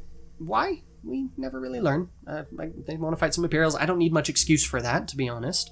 But it is. But really, the reason they show up for this fight is because you can't have Donnie Yen in a movie without showcasing his awesome martial arts abilities. Which is awesome. That would be like casting Idina Menzel in a musical and never having her sing. Disney's Enchanted. Shots fired! So we have all the fight scenes, and then they get dragged away with the others by Saw's soldiers, and then they just Merry and Pippin their way along for the rest of the movie without any reason for it.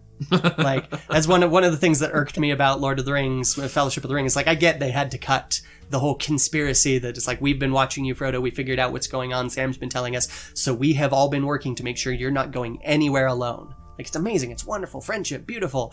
And then in the movie, literally ran into you in a cornfield, fell down a cliff with you, and then just stayed because, okay, whatever, we've got limited time, but that's basically what happens here too.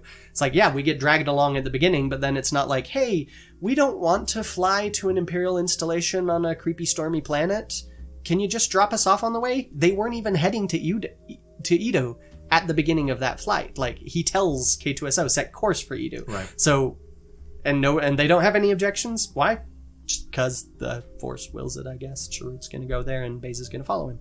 And then again, they just stick around throughout the rest of the movie, and we never are told why or even implied why. It's just sort of Force, just accept it. Same as Merry and Pippin, which, like, yeah, I can fill that in, but it's not good writing. And then, when they're locked in the cell, Chirrut gives us Baze's backstory, such as it is. Despite no one asking for it, it's just a little info dump, telling, not showing. And Baze in the cell is suddenly super like, grr, I hate those Imperials. I'm going to kill this random Imperial pilot in the next cell. Like, I'm raging trying to get through the bars at him. He never acted that way before around Imperials, and he never does again. It's just out of nowhere he decides, grr, I'm furious with Imperials. And then it goes away. Yeah, it is a little awkward.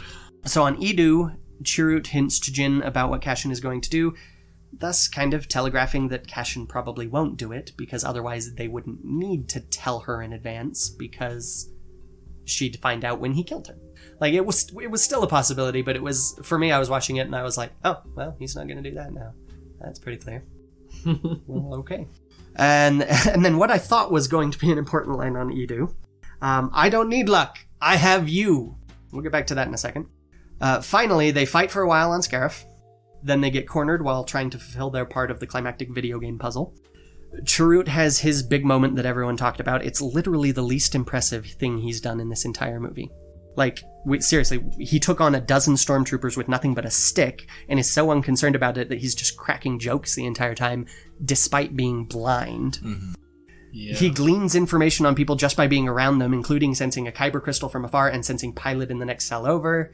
He catches objects thrown to him without warning despite being blind. And again, despite being blind, he shoots a TIE fighter out of the air by hand at the perfect moment to send it careening into the base's defensive cannon. Single defensive cannon. Single defensive cannon, yeah. I have a problem with, but... And then he walks across the beach. Like, it's literally the least impressive thing he's done this movie. It's only impressive to people because it's played up as this dramatic thing, but it's not. But... No, remember, they were pinned down in that doorway. He walks through amongst blaster fire. Let's discuss that. So, the walk across the beach is especially less impressive when you consider that some of the skills he's already displayed would be super effective in this situation. Like, for instance, he can shoot blind, like, as in without looking, since he is blind, with astounding accuracy. How about he grabs a blaster and just shoots all these dudes like, we see a guy like, I'm going for it, and instantly gets shot. Why don't we just have Chirrut lean a gun out the side and shoot all of these guys without looking, because he doesn't need to look to shoot people?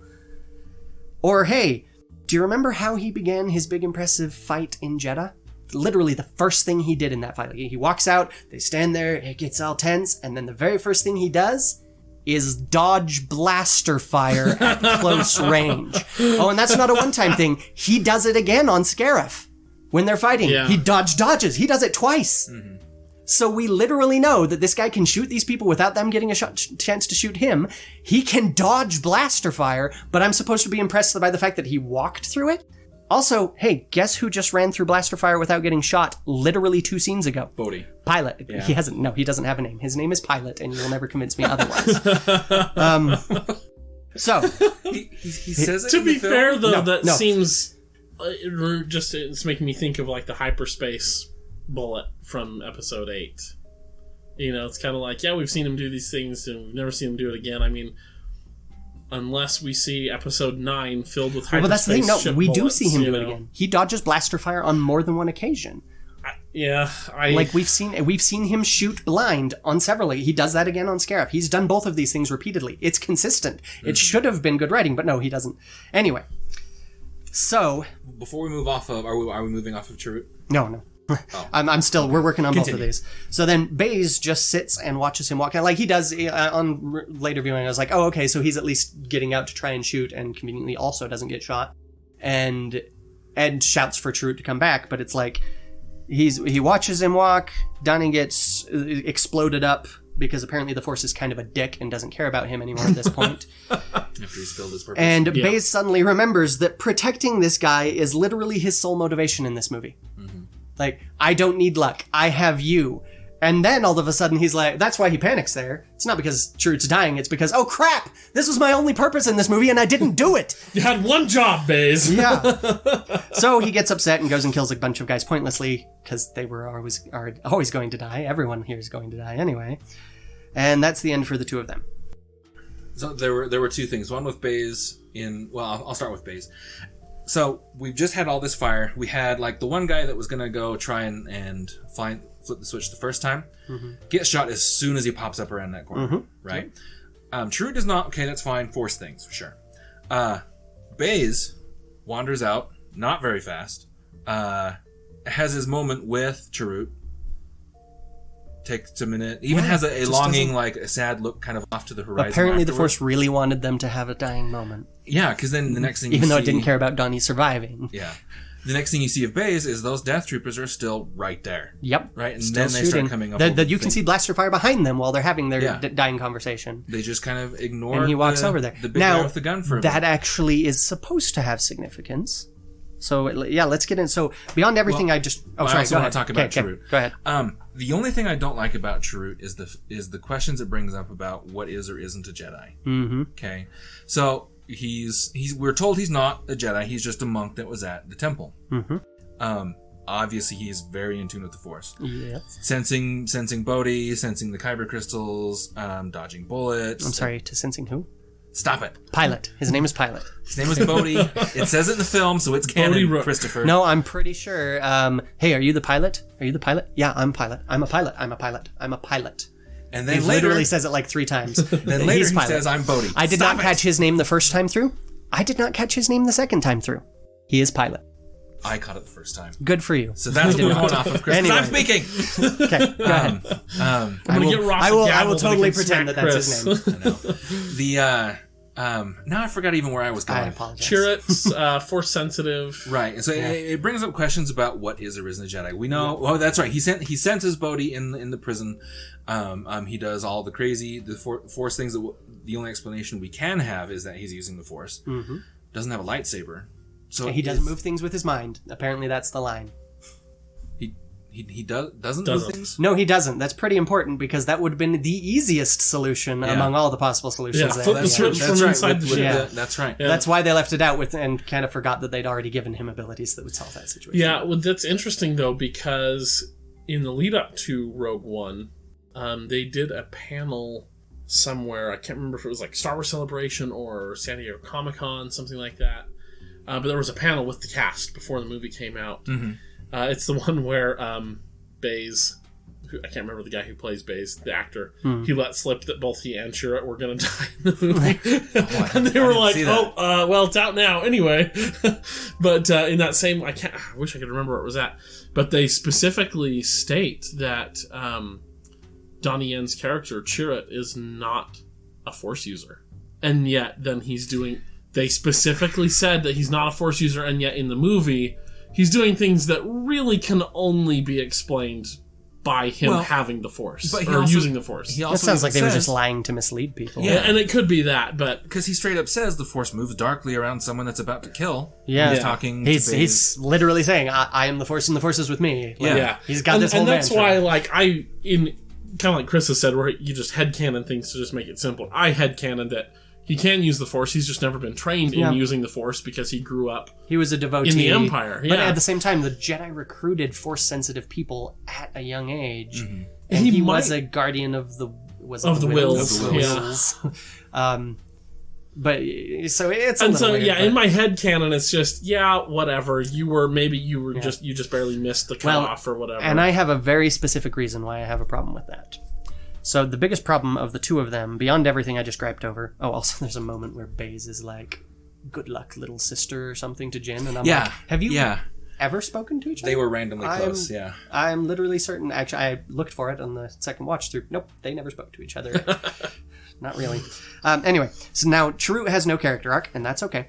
His function is to act as a motivation character for Baze, encourage him to have faith in the Force. Baze his arc is supposed to be this classic lost faith regained arc. We both used to believe, I lost my faith but you didn't, you're encouraging me to still believe, and I finally managed to regain some belief. It's Mal's arc from Serenity. It's all over the place. That's what they're trying to do. The problems with this are, 1. Baze's lack of faith is mostly just established once in Chirrut's infodump.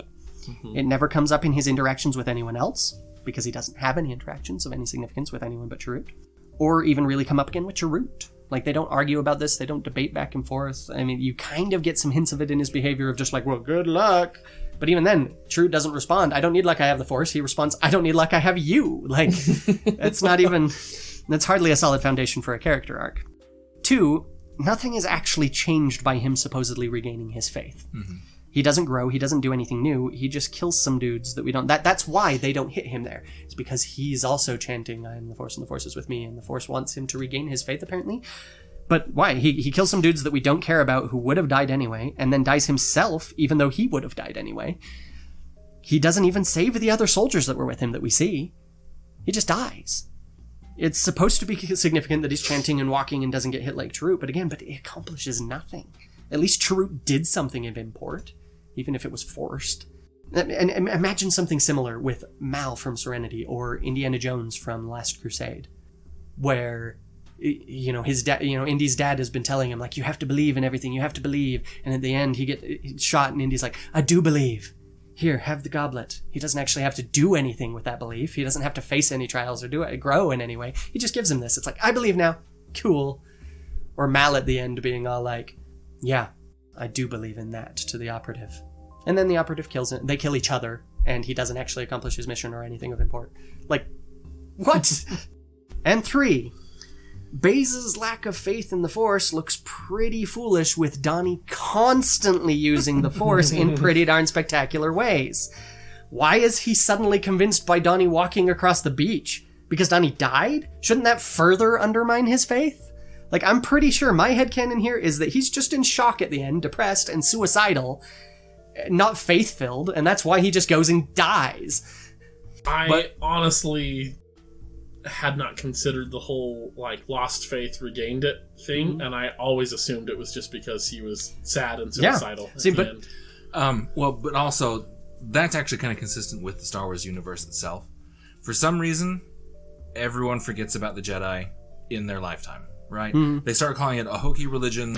Well, but even then, I can sort of buy that when you've seen, like, I compare it to, imagine a D&D plot world where all the good clerics have just been wiped out, and people are beginning to wonder if their god even still exists or cares about them. Like, absent these priests around, absent any connection, that could fade pretty quickly. I can buy that. But for them to actually be the peacekeepers of the galaxy, to be the generals in the war that you're hold on, let me finish. To be the generals in a war that your universe is still suffering from 30 years later. Actually, it's not even that. It's 19 years later when Han doesn't believe in it. I mean, he's older than 20. I mean, maybe he was very young, but I mean, he was alive when these Jedis were predominant in the universe. Yeah, but he's a little kid, and little kids are dumb. A little kid who also canonically lived in slums on a world where nobody really went. And also the Imperial propaganda machine is in full swing from the moment Palpatine addresses the Senate and declares himself Emperor. But can they erase every trace of every Jedi? Yes, you can. Look at the history, entire galaxy? All you have to do is look at history. Yeah, I would compare it to Stalin taking over the Soviet Union after Lenin. Like, it was this big to-do where Lenin was the big leader, and then Stalin took over and just vilified Lenin, vilified everyone associated with him, and all of a sudden, it was really just, bam, just turn around right instantly. The narrative was that Lenin was a bad guy all along, and not everyone bought it, obviously, but a lot of people just ate it up. Stalin was the great hero, the leader that saved them from the evils of Lenin and Trotsky. And was doing literally the exact same stuff. And I would say even from a similar time period too, but Hitler and the Jews. These Jews were, by and large, generally good neighbors. They stimulated the economy. Things were nice. People got along with them all throughout, Germany, Austria, Poland. And then Hitler's propaganda machine takes over, and within just a couple of years, we're like 5 years, turning them into a villain for everyone to fear. Exactly. And so when you have literally your emperor, whose face is all disfigured because those Jedi used their force powers to muck up my face. And we really liked Palpatine before that. Yeah, and Palpatine's seen as this great leader who's withstanding the separatists, and saving the Alliance. And of course, this is all propaganda, but that's what he's about.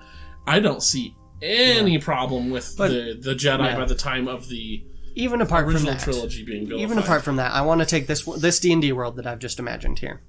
So people are wondering if their god still exists or even cares about them, and the PCs meet a dude casting cleric spells, and they're all like, "Are you a cleric?" Because remember, that is literally Cassian's first reaction here. Is he a Jedi? And the dude's friend is all like, "No. He's a favored soul. Faith is stupid. Like, he's just a favored soul. Like, yeah, he can cast some cleric spells, but not all of them. So it's not the same thing. Like, there's no reason to have faith in this. So he's a hipster, is what you're saying. Basically. So then the favored soul then spends the rest of the story casting awesome divine magic spells left and right, but he's not really a cleric, guys, so no faith here.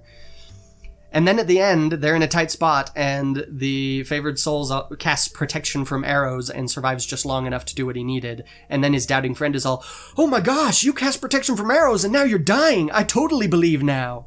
And everyone else should logically reply, "Seriously? Now you believe? That's like a second-level spell. You've seen him cast way more impressive stuff than that. What does that have to do with anything?" And the reality of it is, just in the end, the problem with Chirrut and Baze is that the makers of this movie wanted to have their cake and eat it, too. They had this idea for a regaining faith redemption story, which could be great, but they also wanted cool Jedi-esque action, and so they just crammed them both in without regard to the fact that the one utterly undermines the other. Yeah, I agree. Yeah. They're still pretty cool, though. Because this is going to bother me if I don't say it now. I know it's still on topic. Cool. No. The example of Hitler turning everyone's opinion against the Jews, that's not exactly historically there's been a lot of vehemence. Hold on. Let me finish. Sorry.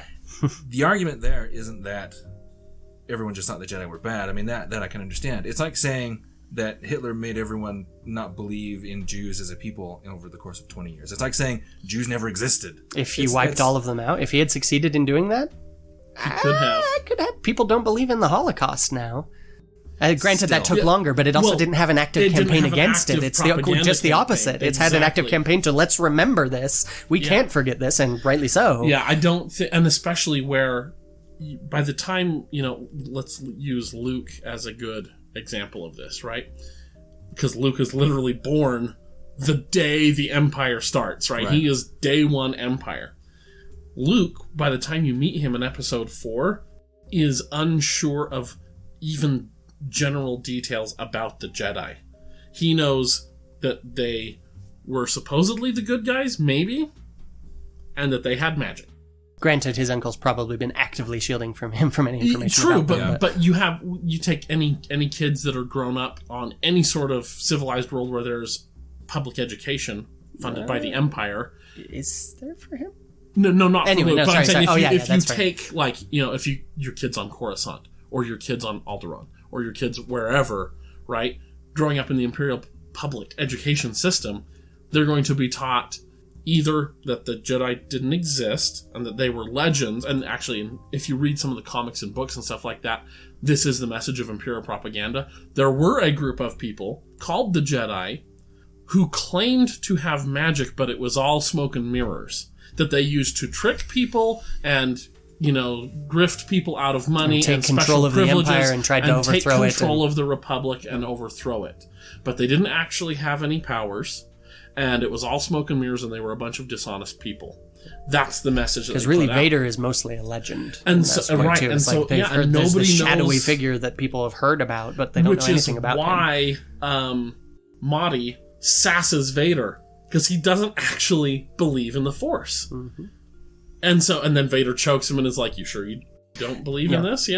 And I will agree that the gap there is a lot tighter than we were initially imagining when we originally saw the the original trilogy. Like, yeah, that was jarring. Like, I do agree that, but also, I can buy it. It's not beyond my suspension of disbelief. The number of Jedi in the galaxy is still a relatively small percentage of the total population of the galaxy. So your average person probably has not interacted with a Jedi. Even the old timers like Uncle Owen, who is an adult at the time of the Clone Wars, probably hasn't actually had an interaction with Jedi. Except Uncle Owen does specifically, but what I'm saying is people his age probably have not actually seen a Jedi. Well, even interactions with the Jedi, he doesn't actually see Anakin do anything. Right. Well, but hold on though. But you still have a body that your Republic is using for some sort of diplomacy, and it's like saying, I've never seen a senator, so there aren't really senators. Well, how about we table this and do an episode where we discuss the... Yeah, that's true. Okay. Sorry. No. I'm sure they enjoyed it. You enjoy everything we say, right? I found it fascinating. Yeah. Still. Okay, so let's discuss the pilot. Bodhi Rook. Sure, whatever. Oh, wait, you're talking now, so yeah, we can just call him the pilot. The first time I watched this movie, I was literally bewildered when Pilot joined up with them and then stuck around after Saws. I was sitting there going, wait, what? True. This guy is supposed to be an actual character all this time? Like, they already don't have time to give any of the protagonists actual character arcs, and now they're going to shove another guy in here? I did think that was weird that he stayed with them after delivering the message. So Pilot has no character. Like, he's a defector, and that's it. He's nervous, I guess.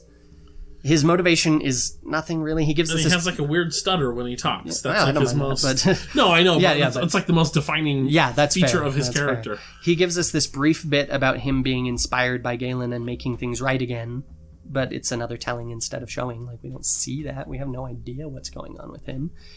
Then there's these dumb, you're a rebel now, and this is for you, Galen bits, that carry no meaning or emotional weight, because literally this guy's entire arc amounts to one line of info dump, and then you're a rebel now, and then he dies immediately after completing his portion of the ending video game puzzle. Like, I wanted, when I was initially writing my notes before I watched this a second time, I wanted to call him a boring cliche, but watching it a second time I realized there's not even enough character there to call it a cliche. Like, there's just nothing. Also, he's pointless to the plot after delivering the initial message. He should never have come out of his little Notakoma. And that was... Yeah. Leaves no scar on him, has no lasting effect, does nothing for his character. I was thinking about that, though, as we were watching it again. I mean, okay, yeah, he's gone crazy. And normally in real life, when someone goes crazy, they stay crazy. I mean... But we don't know it was really to that level. Maybe he was just traumatized or something. No, he wasn't, though. Like, he was a little stunned and then immediately snapped out of it. Trauma lasts. That was not trauma. He was stunned. Like, he was mentally incapacitated somehow. He was comatose, basically. He wasn't traumatized because that did not stick around. It never comes up again. What would have been, I think, better and actually would have... Well, I don't know. Maybe it would have... done some more for Saw Gerrera is instead of having this creature who's like, oh, we're going to use this creature and get the truth out of you somehow, because this creature who can't talk is going to transmit apparently the he doesn't trust anyone, but he does trust this creature. Yeah, and then it leaves your brain all scrambled. Oops. I think it would have been better to show Saw Gerrera with the same Imperial interrogation droid that we see in episode 4 to be like I'm going to get this information out of you one way or another. I agree with that. And that would have shown Saw as a definitely more like hardcore, unhinged. Maybe this is why the Empire doesn't, or the Rebellion doesn't like him, because he's clearly using an interrogation droid that we have only ever seen associated with the most evil being in the galaxy. Yep. And you've jumped right ahead to the other problem. No, that's great. Great segue. The other, it undermines Pilot as a character, and it also undermines Saw Gerrera when he snaps out of that so quickly. So, character of Saw Gerrera. Well, we barely encounter him, but we're told he's super extreme. Yeah. How extreme is he? He's so extreme that the 90s said, well, we can't handle this guy, take him back. He's so extreme that after meeting him, the Extreme Ghostbusters had to change their name to the Mild Ghostbusters. He's so extreme that tardigrades cannot survive within a 20-mile radius of him. Can't handle the Stark. I love it. He is so extreme that he cannot be placed upon any open line segments joining 2 points of a convex set in a real vector space. That's for you real nerds out there. Seriously. Okay. Listeners, this is why I wanted Chris on this podcast. I love Chris. I've known Chris for a long time, and his snark, I was like, he will be so good I am this. Massively cutting back on the snark for this, too. Like, that's why I wrote so much of this out in advance, because I was like, I'm being a dick. I don't want to do this. Oh, my gosh. That Seriously, was so good, Chris. Okay, thank you. I'm crying. I came up with those for you because you liked the 90s line earlier. I did. That was so good. So, Mon Mothma mentions his extreme militancy that has been very problematic for them. He's such an extremist that his own former allies can't get in touch with him. They don't even dare try to approach him without his surrogate daughter in tow. So, what do we see of this in his behavior? What are we shown, not told? Well, he's so unwilling to trust Pilot that he opts instead to have him mind-raped by a creepy alien, even though it will likely leave Pilot a vegetable, except not really. Pilot snaps out of that so quickly he could get a job as a rubber band. Kind of totally undermines the extremeness of that whole bit. Yeah. Especially because it's seriously just... It happens, there's like 2 scenes, and then we see him comatose and immediately wakes out of it. Like, no, it happens, we don't see the effects of it. We don't know what happened to Pilot out of that. And then we see him, and I remember when that happened, I was like, oh, yep, that dude's gone. Pity. And then he just snapped out of it because he's supposed to be a character still. Yeah. So I think the Imperial droid, the interrogation droid would have been cool, because then it would have been Saw like, I'm going to get this information out of you myself. You know? So other than that, Saw has some of his soldiers attack an Imperial convoy once, which we actually saw the Rebel Alliance do too earlier to save Jyn, so that's not that extreme. He has people blindfolded before being brought to him. And beaten. We don't see that in the film, but when you do take Bodhi's mask off that last time, he all of a sudden has a cut, is weeping, that we don't. That's a valid point. That's very subtle, but hey, I will grant that. That's pretty vicious. He actually thought that maybe Jyn was sent to kill him. That's paranoid, at least, except that he says he thinks that and then proceeds to not act on that fear in any way. It's literally like, wait, am I being betrayed? Did you come to kill me? Well, but she responds. Oh, well, I'm going to show you this message. Come here, I'm going to turn my back on you to walk into this room. Like, there's no reaction to that moment of paranoia. Well, it could be that he, and I see where you're saying, where you're coming from and what you're saying here, but I think he's mostly just thinking out loud. I don't think he's actually convinced that she's here to kill him. But I'm saying that's the only thing I've got to grasp to give me examples of his extremism and paranoia. Like, there's just nothing here. Yeah. I mean, in reality, this character that's supposed to be so extreme is just happy to see Jyn. Confused that she's upset with him. Sort of. Like, granted, it's the most upset we see her in this entire movie, aside from when her dad dies, and that's not even really angry. It's just sad, which is valid, but... He shows her the message without any fuss, and then sends her away while he makes no attempt whatsoever to flee, because I will run no more, which isn't actually a reason. In reality, he should have said, I won't run, I'm a mentor father figure in Star Wars who has just fulfilled the one thing I have to do in this plot, so it's time for me to die. Frankly, Kyler, I'm surprised that you're not pissed at this movie for giving such a lame conclusion to a character you liked. Like, they totally dropped a bridge on him. Yeah. It's pretty bad. He did tear out his breathing tube, though, so he could meet it like a man. Yeah, okay. I know. Hey. And I hate to break it to y'all, but Saw serves no purpose in this plot. He is here to hold a message for Jyn until she arrives to take it. Yeah, he's a rallying point. Note that he got this super important message, and then, as far as we know, did absolutely nothing with it to contact her or anything. Good thing Jyn showed up after all these years, eh? And since Pilot was already carrying the message for delivery, you could remove Saw without affecting anything. Just have Pilot on the run from the Imperials, and so he's hard to track down, and we have this race to get to him first. You know, that could be a lot more interesting than just wandering around Jeddah for a bit and then showing up. He's only here, really, as some very minor fan service for the, 10% or less of fans who are actually going to recognize him. Granted, the real, a lot of the big fans are going to recognize him, but I didn't. No one did. The movies have far wider spread of viewership than anything else Star Wars, and so you got to go into this knowing that if you just stick Darth Maul in out of nowhere, most people are going to think that's a cheap gimmick. Oh, wait, it is. But, sorry, wrong movie. I got confused for a second. Does Saw show up? Was that in Rebels first before Rogue One came out? No, he is first as a character in season, I want to say 5, or maybe 4 or 5 of Clone Wars. Is he? Yep. The planet Onderon is his home planet, and it's officially not Anyway, quick answer is yes. Okay, yeah. So and then it shows up in Rebels again as sort of a backtracking prequel to Rogue One, because his episodes in Rebels appear after the release of Rogue One. So then but they'd worked it out beforehand of this is anyway. But then they showed him after to show his split with the rebellion. Right. So speaking of mentor/father figures who die for no reason the instant the plot is done with them, let's talk about Galen. Yeah. Now, actually, there's only one thing I care about with Galen. Galen is here to fix the, I'm making air quotes, plot hole of the Death Star having a conveniently massive destructive flaw for the rebels to exploit. Turns out this guy deliberately built in that flaw as an act of sabotage. But that explanation just raises new questions.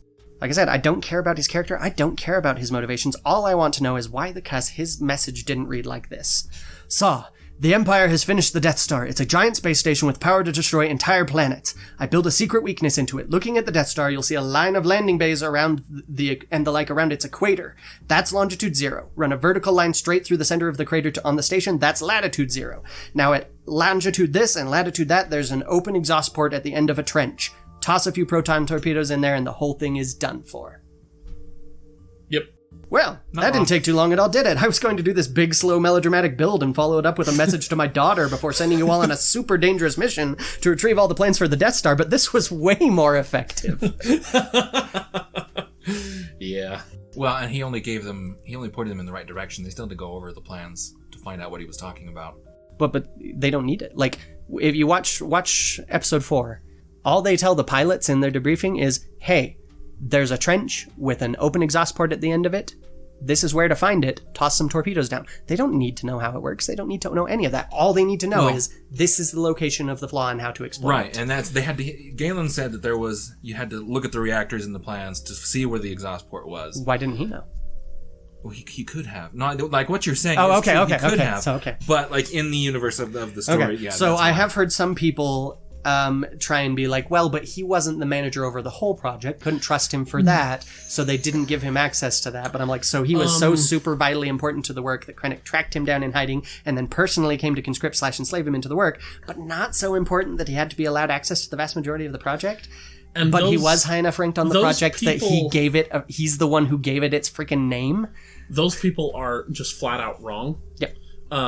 I mean, I know you have your reasons why, but no, that's just something I've heard, so I'm responding to that. That theory doesn't even hold water, because if you've read Catalyst, if you've seen Rogue One, if you've seen or like read any of the comics, the Cassian, whatever, like literally all the information that we have about this says, yeah, Orson Krennic is technically the director, big fat air quotes, of the Death Star project, the Stardust project, but he is literally only a manager to ensure that the project gets done. Galen Erso is the top guy on the project. No, I totally get His that. word is final. Yeah. So those people who are saying, well, he didn't have access, that makes no sense. It doesn't. Even if that was a thing, it's just such a tightrope of suspension of disbelief to walk that it's like, oh, he had access, but he didn't, but he couldn't.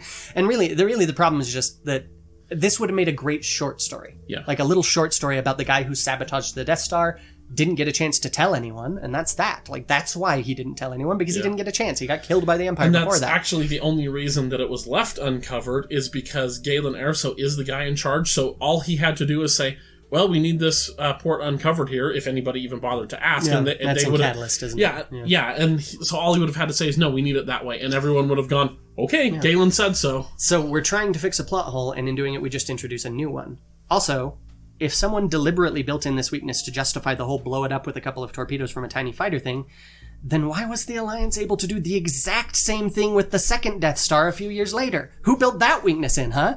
Granted, they had to fly in a little further, but it was still just a couple pew, pew, pew, pew, pew, pew, done. Well, no, they were separate issues.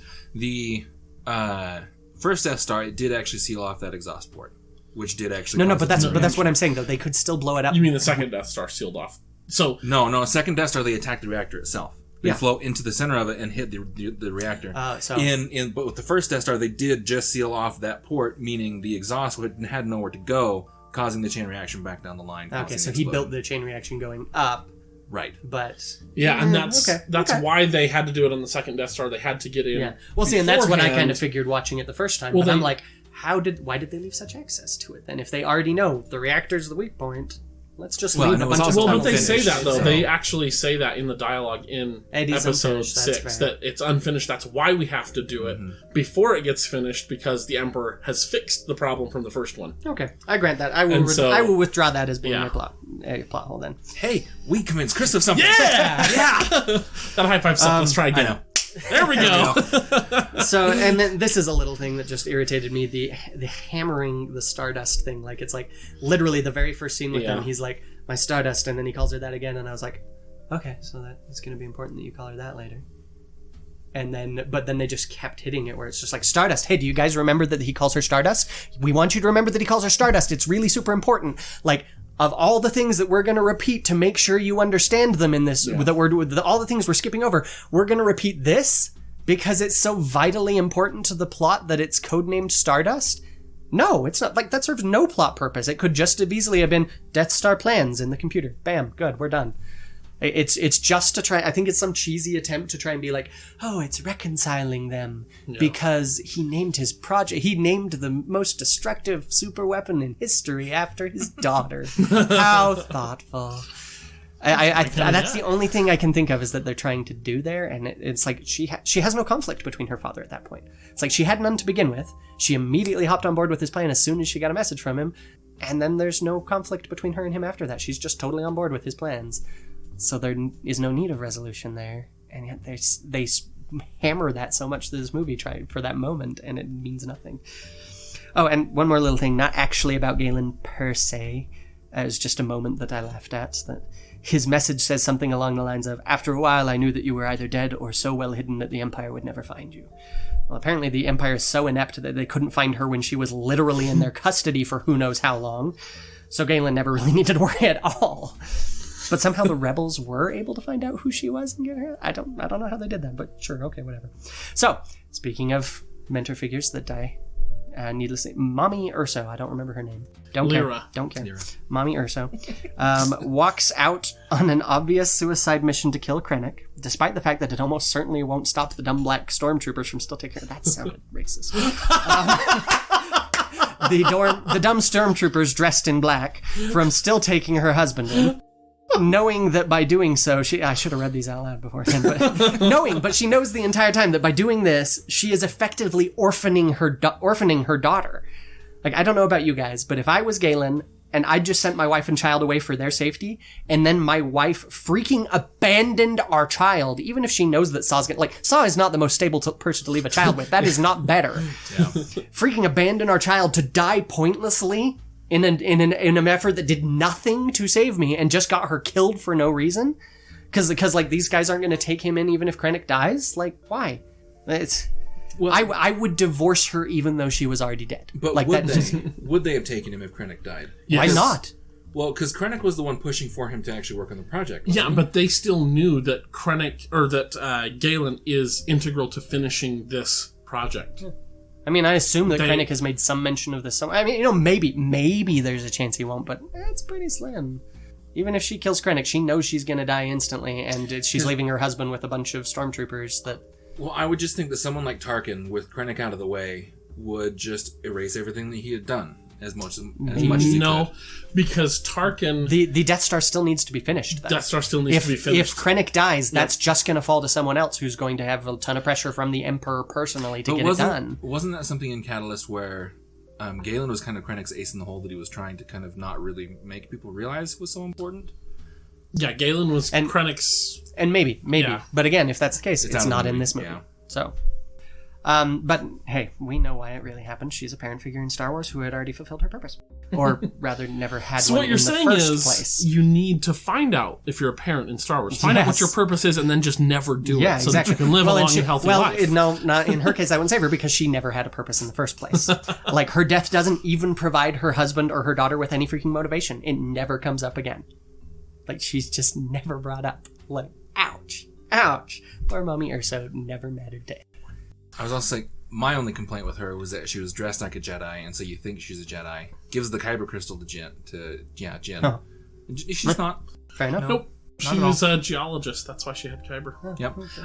One thing that Carrie was saying was that apparently in the book they say that she was kind of a follower of the religion, but that's as far as it went. Follower of the religion, I threw some air quotes around there, listener, in the sense that she was interested in the Jedi and their religion, but more like I, as a medieval historian, am a follower of ancient Christian, desert fathers. Yeah.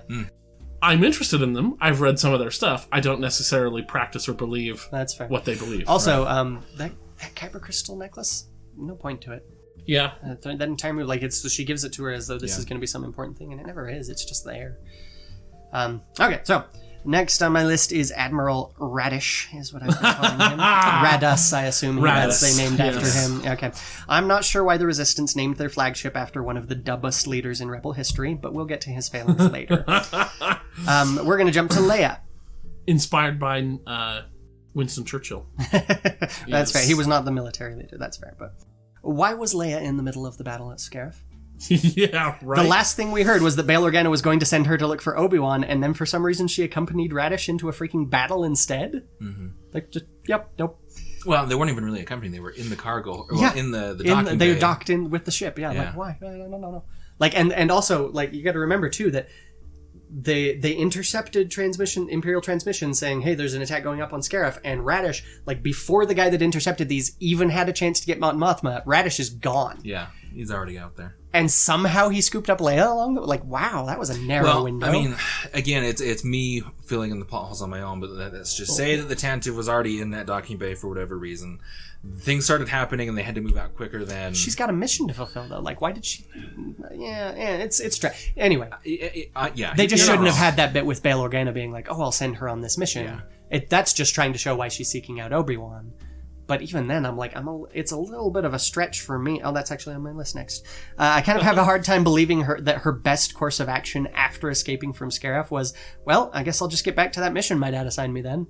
Like, I mean, off the top of my head, I cannot think of anywhere better to take those plans that she's not going to get chased down and killed. But still, I'm like, so I had a mission. I completely ignored it to go with Radis for some reason. And then I went back to my mission. Now, they don't show it in the movie, which is going to be your complaint, but I believe the official explanation was she was meeting with Radis about other future plans or something like that when the word came in that, oh, this is going down at Scarif right now, and Radis was like, I need to go right now, and Leia was like, okay, I'm down, let's do this is for the greater good. Yeah. And then because Radis's fleet has already gone to Scarif. This is for the greater good, so I'm not going to participate in the battle at all. I'm not actually going to help or be of use. Well, she's just that she gets dragged along.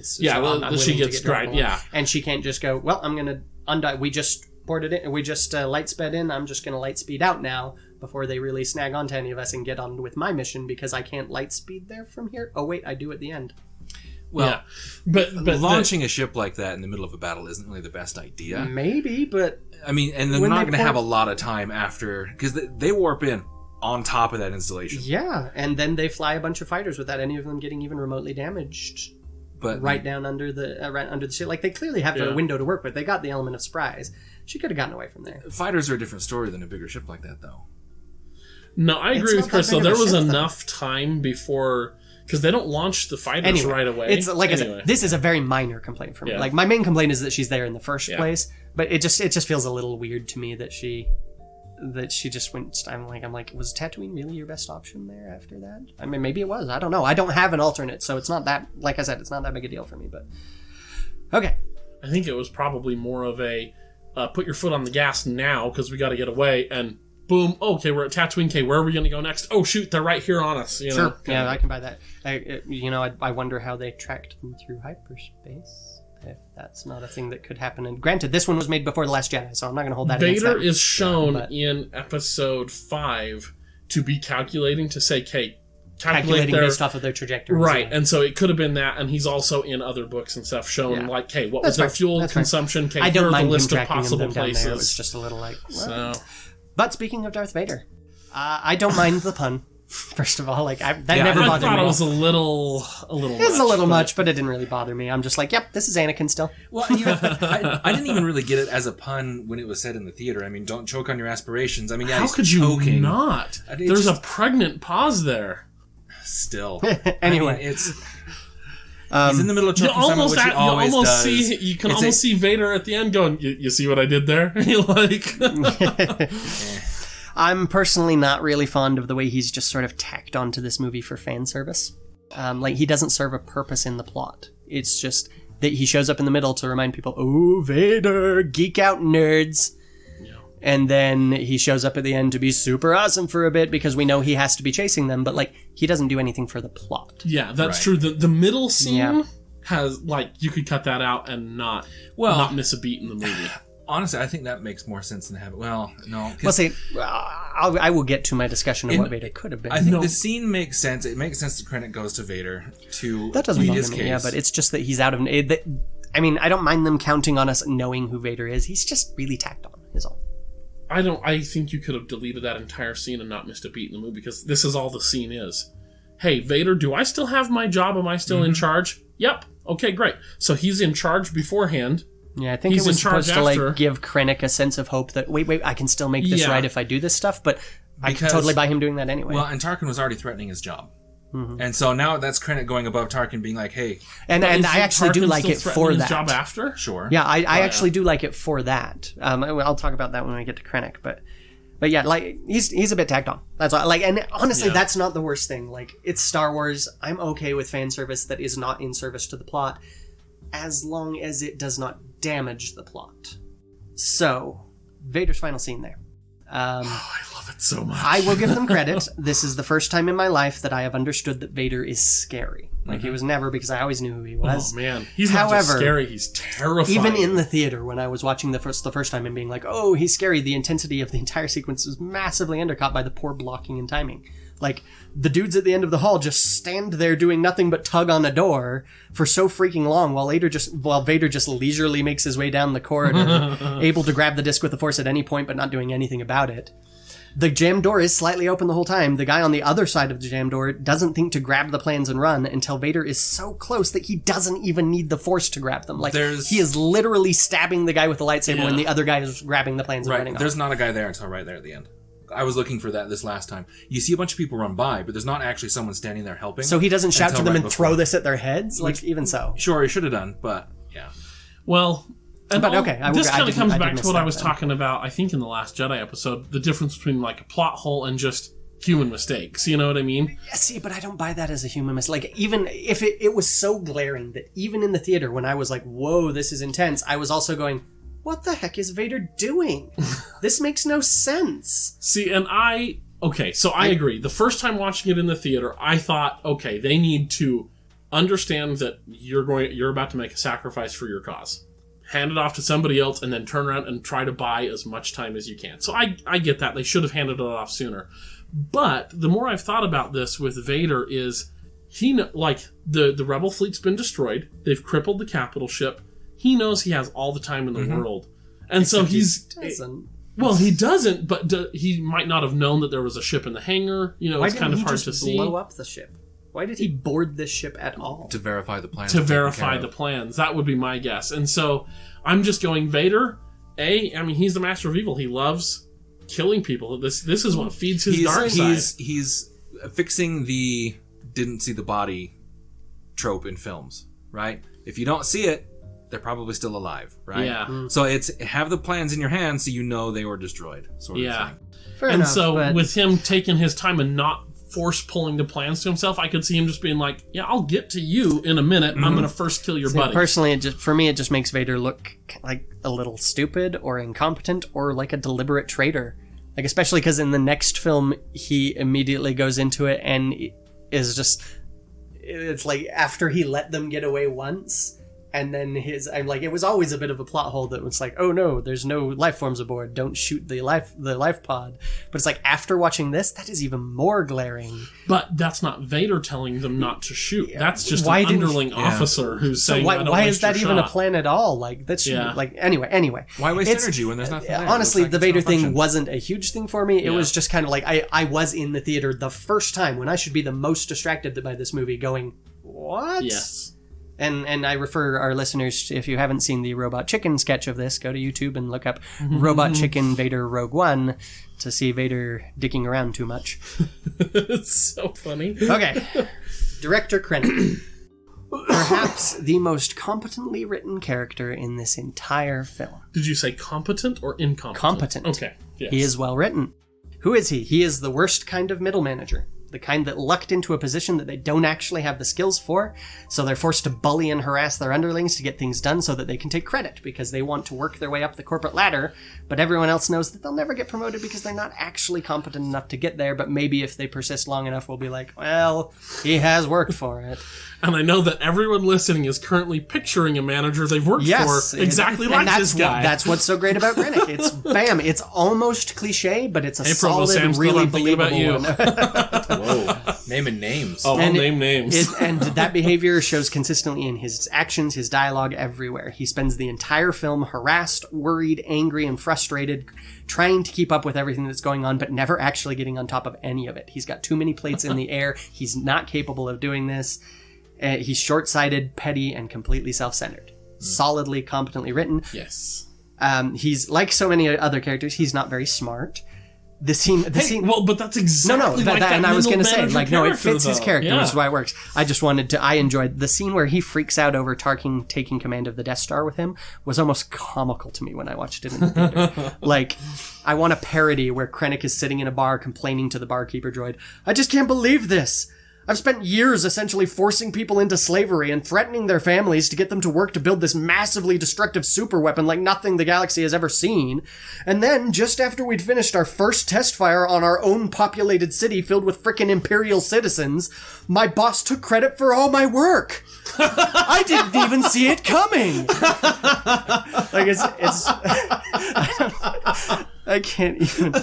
But yeah, in his case, I'm not bothered. Like, and he doesn't even consider that, like, Tarkin has to point out to him, the pilot came from Galen Erso's facility. Like, you can't trust Galen Erso. And it's like,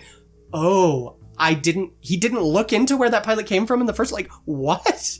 Like, but in his case, I'm not bothered by the fact that he's not very smart. It's perfectly consistent with his character.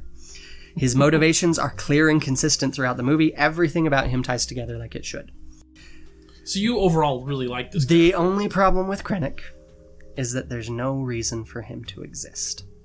The movie came prepackaged with some of the best villains of Star Wars. We know going in that Tarkin and Vader will be aboard the Death Star, and we know that the Emperor's floating around out there if they want to use him for some reason, and that's just from the movies, not even getting into the TV shows.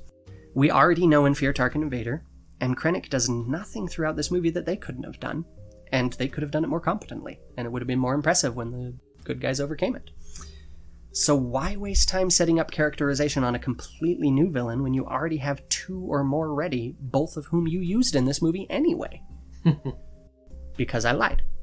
There is exactly one thing that Krennic can do that Tarkin and Vader cannot. Die. He can die. Yeah. And the second I realized that was his purpose, about 2 minutes into the film, I knew exactly where his plot was going for the rest of the movie.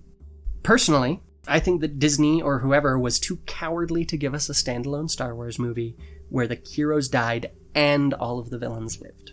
As though we're all too dumb to understand that the heroes actually won here. Ironically, for a movie that gets so much praise for being, air quotes, dark, the idea was probably too dark for them.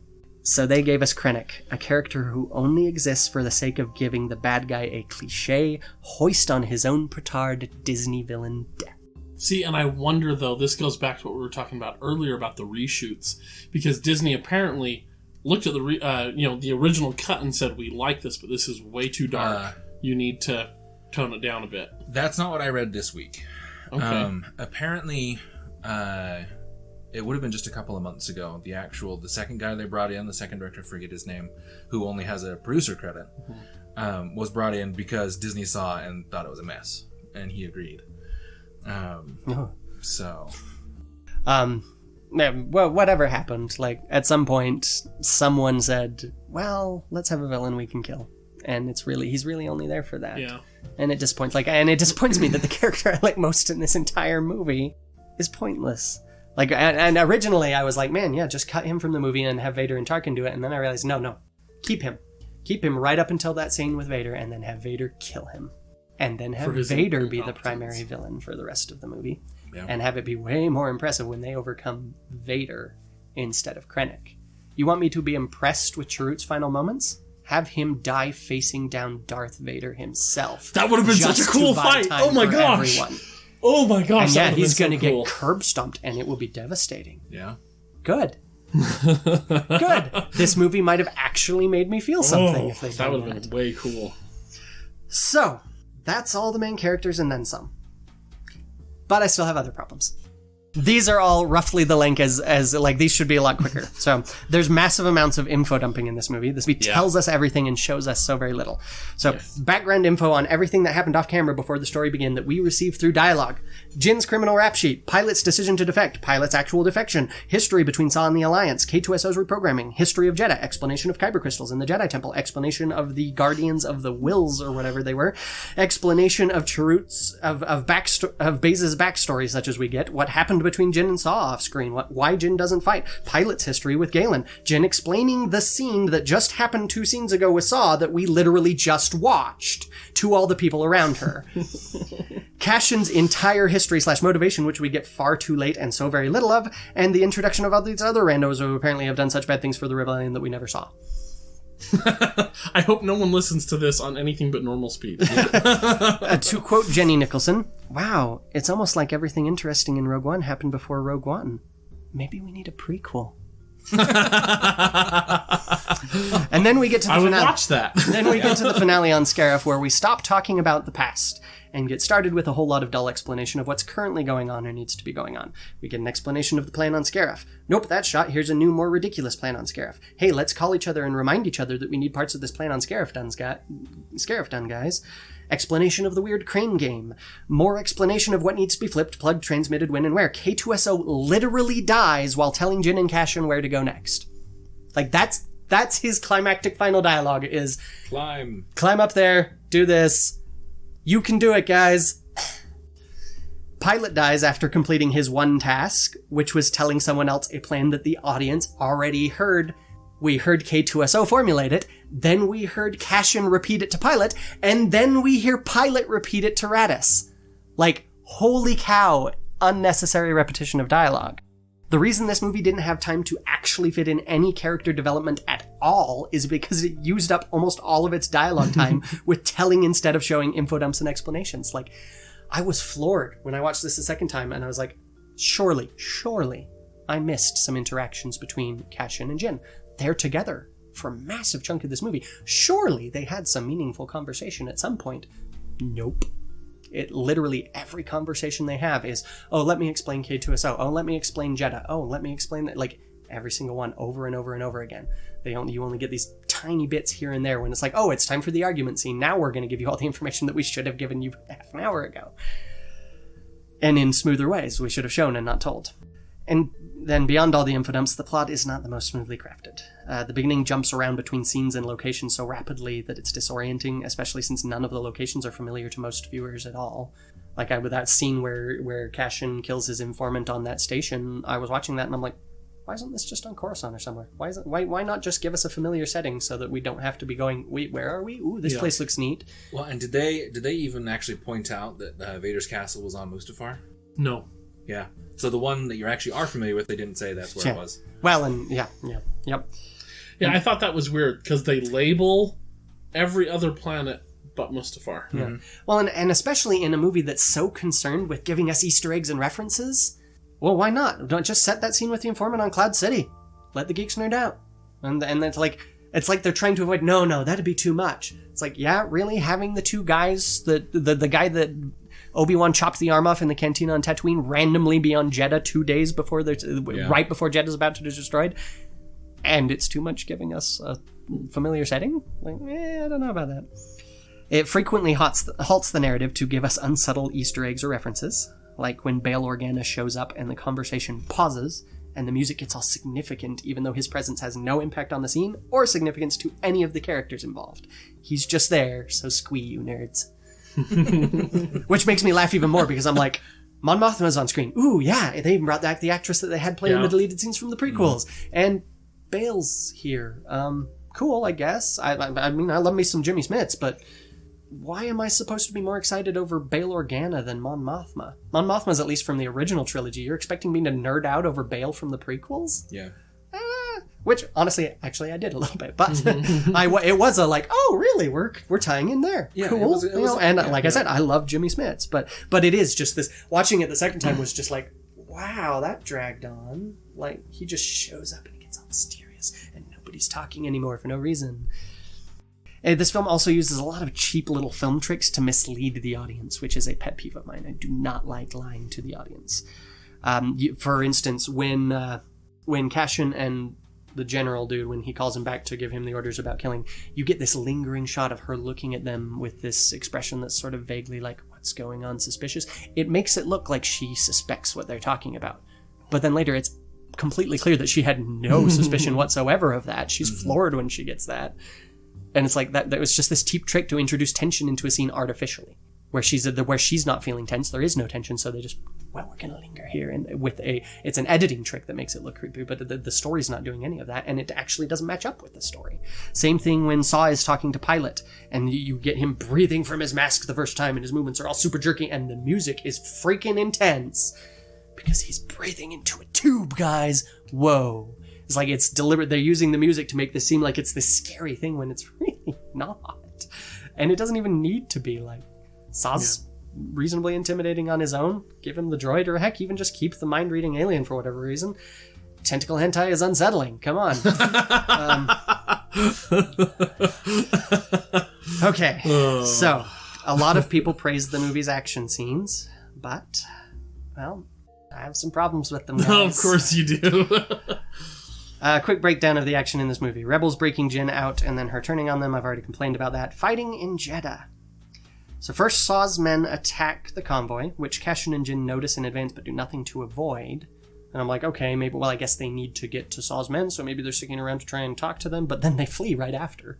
Like, they're booking it, trying to get away after that, so that's not consistent. He did just shoot one of Saw's men. Sure, which is another thing. Hey, first, the random little girl appearing out of nowhere, even though she's not in the shots before that. And then somehow, in the midst of this chaos, everyone who needs to notice something does. Jyn totally notices Cassian shooting dudes to save her, even though she's in the midst of trying to shoot people and protect herself. And so does Saw's lieutenant. He notices not only that, whoa, that guy of mine that just got shot wasn't shot by a stormtrooper, and it was this guy who did it. Like, not that bad. Like, I could hand wave it if it weren't for the fact that the first time I watched that scene, I didn't catch any of that. Like, it was too disorienting for me, so how did he? Right. Well, maybe he's just more observant than me. It doesn't take a lot. So, then Jyn and Cassian run and get pinned down in this alley, and Jyn takes out like 5 or 6 stormtroopers at close range with a baton and a blaster in a freaking ninja scene. Like, it's weirdly hyper-competent combat. Try and imagine Episode 4 Han Solo doing what she does in that fight. And it looks ridiculous, because Han was just a dude. But she is like ninja-ing these guys. And in case anyone listening doesn't think that was weirdly hyper-competent, Cassian spins around to shoot one of these guys after finishing off his, and then just stops to stare because it's so impressive. Like, it's literally supposed to be ridiculously impressive. But why? She never displays those skills again in the entire movie. She never fights anyone in close combat. She has some shooting back and forth here and there, but it's nothing that Han Solo couldn't have done in the first movie. Like, it's nothing special. It's just this weirdly competent fight scene out of nowhere. So then K2SO shows up, he catches a grenade and perfectly times it to blow up a bunch of stormtroopers without even looking, which is fun, and at least he uses those skills again at the end, but is he even a combat droid? I don't know. No. Yeah. Well, and I think in lore, technically there's no such thing as a combat droid anymore at this point. Not supposed to be anyway. So but the Imperial security droids do have... He's a security droid. Okay, so I can buy some ability. of that. But I'm watching... Analyst no. That model of droid is a security droid. Oh, is it? Oh, okay. But even then, I watched that a second time and I was like, so I guess the Empire has really refined the skill of their standard droids since the days of the Clone Wars, huh? Because, granted, you have like the Magna Guard and a few others that are hyper competent, but I'm like, he's just another droid. Well, but he's also got additional, reprogramming by Cassian. Fair, maybe. So, but even so, it's basically, he shows up, even though he's not supposed to be here, to make a joke, make some more jokes, and kill some dudes in a really impressive way. and then he literally gets sent away because he's done. He just showed up to be impressive. I feel this is more of an issue with the rest of the droids in the universe. I feel like what K2 does is what we should be seeing all the rest of the droids. I can buy that, yeah, sure. Because it's all just a matter of math and trigonometry. Yeah, sure. Which droids, computer brains... Yeah, which is what I think really their well. reasoning was, but it doesn't really mesh with what we've seen in Star Wars. Right. Yeah. And more particularly, it's a pattern in this scene. So then the three of them literally blunder straight into the middle of a whole courtyard of stormtroopers, and they like keep walking for a bit before deciding, wait, no, turn around. Walk away. Well, no, but it's like they run in and all of these guys are visible and they like slow down and keep walking in that same direction before suddenly going, oh, right, maybe we should go the other way. Like it was comical to me. They get handcuffed, but it's okay. Chirrut is sitting right there, and he is so freaking charismatic or something that literally everyone in the courtyard goes silent and stares the instant he says a single line. He walks out in the middle of them, then he takes out about a dozen of them, while Jin and Cassian, who were just really super competent in a fight, suddenly decide to stop being competent fighters and huddle to the side to stare. It's like, granted, they're handcuffed at that point, but really, as competent as Jin was just shown to be, I don't buy that the handcuffs are really going to be a problem. She can pick up a blaster and shoot some of these guys at the very least, but they just huddle and stare because it's Chirrut's turn to be awesome, guys. Then he suddenly decides to be the one to stop fighting while 7 more stormtroopers run into the courtyard, and he just stands there. And even though we know that he can take all these guys out, like, he just took out a bunch of stormtroopers in a wide open courtyard despite not having a ranged weapon. Like, these guys being far away from him, not a problem. They're not even that far. But he really only stops so that Baze can take a turn to showcase how cool he is. The entire fight sequence in Jedha is an excuse to showcase everyone's fighting abilities one after the other, and it feels like a teenage boy wrote it. You know, first you've got that scene where it's just like, oh yeah, he shoots a dude to save her, and she's all like, what? And he's all like, oh yeah, I got your back, girl. And then they run, and she takes out like 6 soldiers all at once, and it's so cool. And then the droid just blasts a ton of them without even looking, because he's so cool. And then the Jedi dude takes out like a dozen with just a stick. And then he stops fighting and his friend takes out the rest in like half a second. Like, it feels like bad fanfic to me. And granted, I didn't catch that the first time, but the second time I was like, wait, what is going on? And I mean, like, I could probably convince myself not to be bothered by the silliness and over-the-top coolness of these fights, sure. But, Kyler, if you were bothered by the grandstanding of the Praetorian Guards, well, this seems like basically the same thing to me. This is straight out of a teen anime. Like, we're all going to take turns showcasing our abilities and conveniently forget our own once it's someone else's turn. Yeah. So, next fight scene, Jedha gets blown up, or action scene, it's cool. Yeah, no complaints there. That's actually pretty awesome. There's a brief fight on Edu. Not really much to it, whatever. Cool. Yeah. Chirrut gets to be cool again. Baze shoots a bunch of guys at long range, still with amazing accuracy. And Scarif. So they sneak in, grab some disguises. There's some guy in a landing platform guide uniform or something, like the people with the batons telling them where to land, that for some reason is accompanying the inspections officer and is also conveniently shorter than everyone else and has a uniform that covers his face so that Jin can have a disguise. Convenient. Which I could hand wave, but it's one of those things that these all piled together for me. But then also no one notices the non-regulation facial hair on Cassian. Yep, which is what I'm about to say, that the dude at the door in particular conveniently doesn't notice that the inspections officer grew a mustache and whiskers and changed his hair and skin color while in the ship. I mean, like, side note, nor does anyone else notice that. For all that everyone makes a big point about the Empire being based off of Nazis and totally symbolic of white supremacy, they sure seem to be good at not noticing race. Well, I can buy... See, and honestly, that's a very minor complaint. Yeah. I don't care. Yeah. I can buy when they get into the base itself, people not knowing. There's a lot of people that are going back and forth, and it's not like you have every employee's route memorized. So I get, but the little deck officer there, the door guard guy, but even though that one, I was like, really, dude? I also can buy it. I did buy it, which is why it was a problem when, so the plan is sneak in, figure out where the plans are, and then cause a distraction so they can get to the plans. Except, why the distraction? K2SO makes a big point about there being 89 stormtroopers in the way and how they'll be killed a third of the way through at best. Seems flimsy, though, when they've already walked past at least 18 stormtroopers, 6 officers, 2 droids, and a pilot without being noticed. Yes, I counted. And that's not even getting into this all is why the we ones have that Chris are on the podcast, guys. Well, and that's the thing is I bought that. Okay, sure, they're sneaking in and they're not getting noticed. Whatever, I'm okay with that. I'm not going to nitpick that. Except then they're like, oh nope, we can't. There's stormtroopers in our way, guys. And I was like, please grant me some additional clarity here, movie. Why is that a problem? Now, I could totally buy maybe there's checkpoints or something, but even then, like, the distraction is kind of a big deal. Why not save that until the last instance? He's got the communicator, just hold that in his hand, and when they get in this, he doesn't even have to say anything. Just say, yep, I'm going to give you 3 clicks on the communicator, and that's when you start. Like, why earlier? Yeah. And frankly, even with that going, they don't have to kill anyone to get in there. Like, are you telling me that some explosions outside completely got rid of all the checkpoints? Like, that is some real impressive. So they get into the lobby outside of the vault, and there's only one dude, and he's the only dude they have to take care of. Mm-hmm. And I'm like, why the distraction at all? Especially because they trigger the distraction. This leads to Imperial transmissions about rebels attacking Scarif. The rebels intercept these transmissions, and Radish immediately flies straight into a Charlie Foxtrot about which he knows absolutely nothing.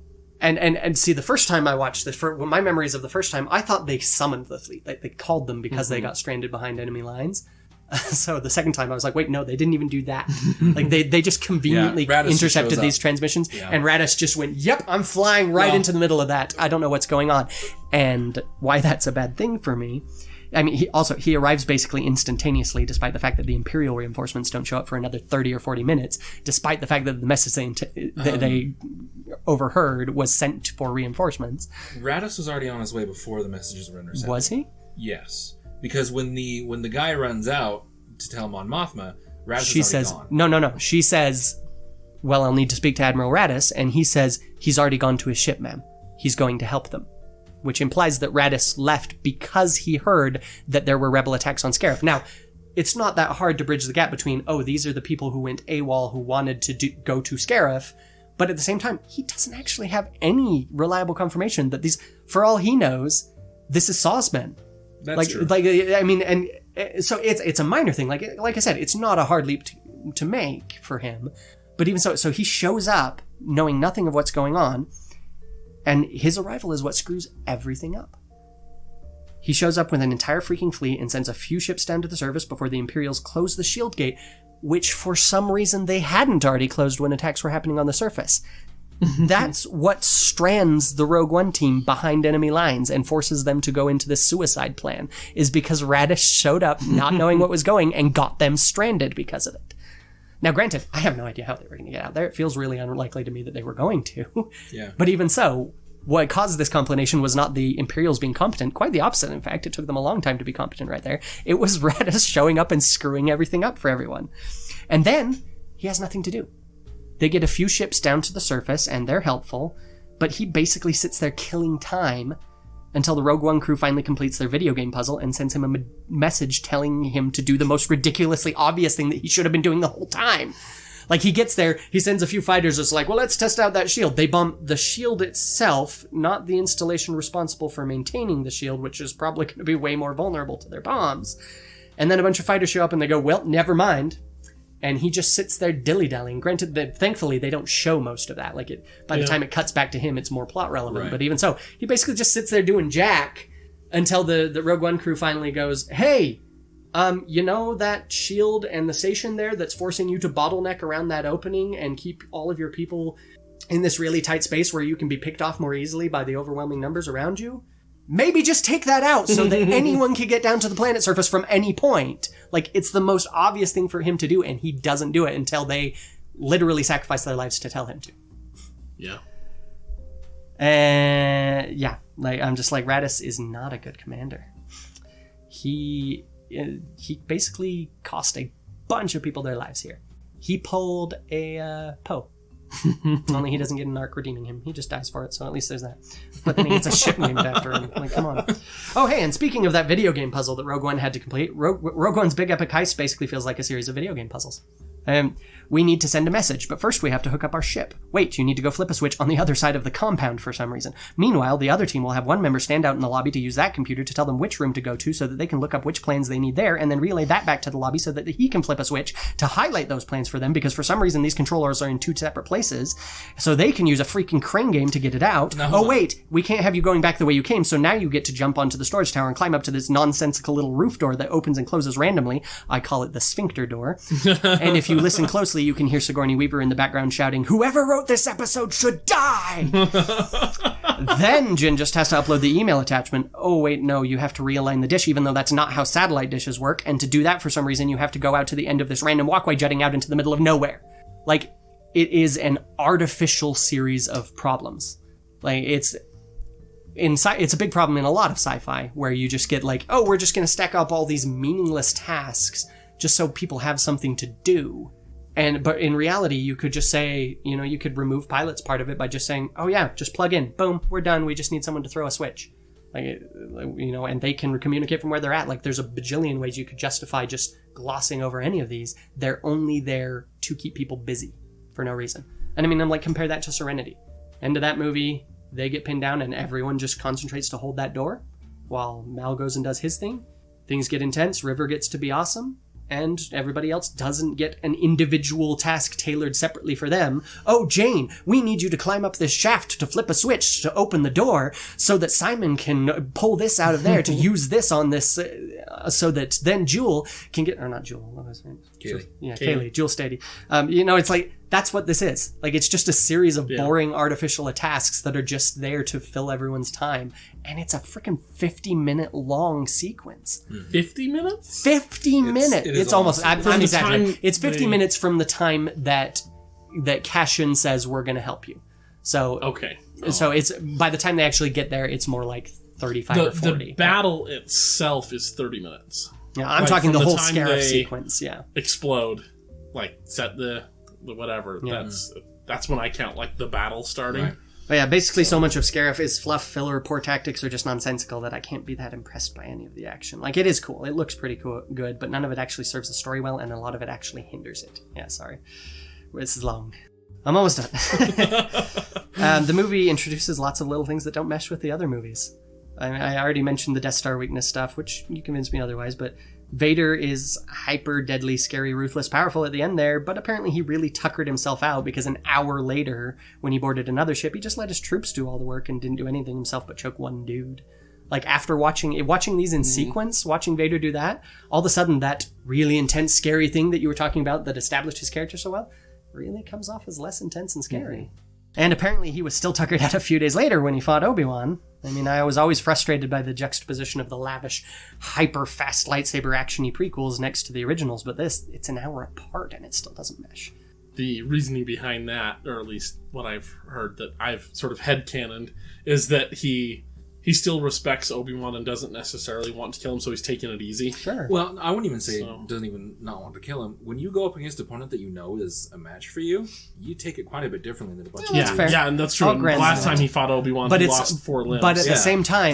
Three. Compare that lightsaber fight to what Vader just did. Yeah. Vader, it doesn't look like, I'm holding back just in case. It looks like, we didn't really choreograph this fight well because we weren't really into that for that first movie. That's the actual answer. It is. But again, I can tell you from watching different people match up on a fencing strip that they do fence each other differently when they know who's coming up next. But even so, it is slightly jarring. It's a little thing, but there's also a lot of them. With this setup, it's utterly absurd for the rebels on the blockade runner to bluff that they're on a diplomatic mission twice. A little bit. Vader literally watched their soldiers carry the plans on board and then watched them fly away from a battle in restricted space with his own mechanically assisted eyes, and they know he saw it. They saw him there. They know they can't bluff him on that. It's just dumb. And it's slightly odd for... No, everyone that saw Vader died. Nope. The dude who ran away with the plans at the end did see there's a hole in that and everything, and he literally saw the lightsaber impale the dude through the door. Okay. Yeah. So he knows, they know that Vader was there. Still, it's plausible deniability if there is... Hold on! We've talked about this. Yes, we have. There's plausible deniability if there's still people that are supposed to be above... There's supposed to be a whole Senate and government above Vader. Yeah. Right? Yes, we know there's not actually, But even so, I'm pretty sure Vader's mechanically assisted eyes can just record things. He probably has proof of that. Now, I don't know that. That's me assuming.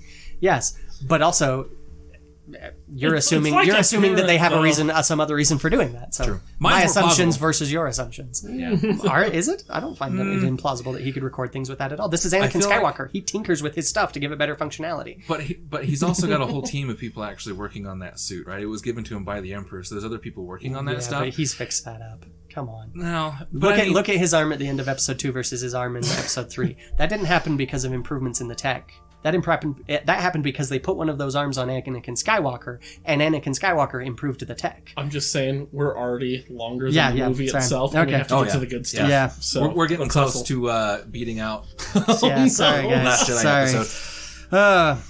Yeah, so there's just more of those. Like, plans were beamed aboard the ship when really they were manually carried aboard the ship with painstaking slowness. After they were beamed to the ship that was but on. it's still an inaccurate Semantics. statement. It's still an inaccurate statement. He knows they weren't beamed towards this ship. They were carried. It's, like I said, it's a little thing, but there's a lot of these little things. It's odd for Leia to say, I only hope that when those plans are analyzed, a weakness can be found, when they explicitly know that there was a weakness built in at this point. Like, why does she say that? They know we got these plans. Yeah, again, that's a stretch. Yeah. Odd for the Alliance to still be on Yavin 4 at all. Wait a minute. Everyone that Jyn explained the plan to or the weakness to dies.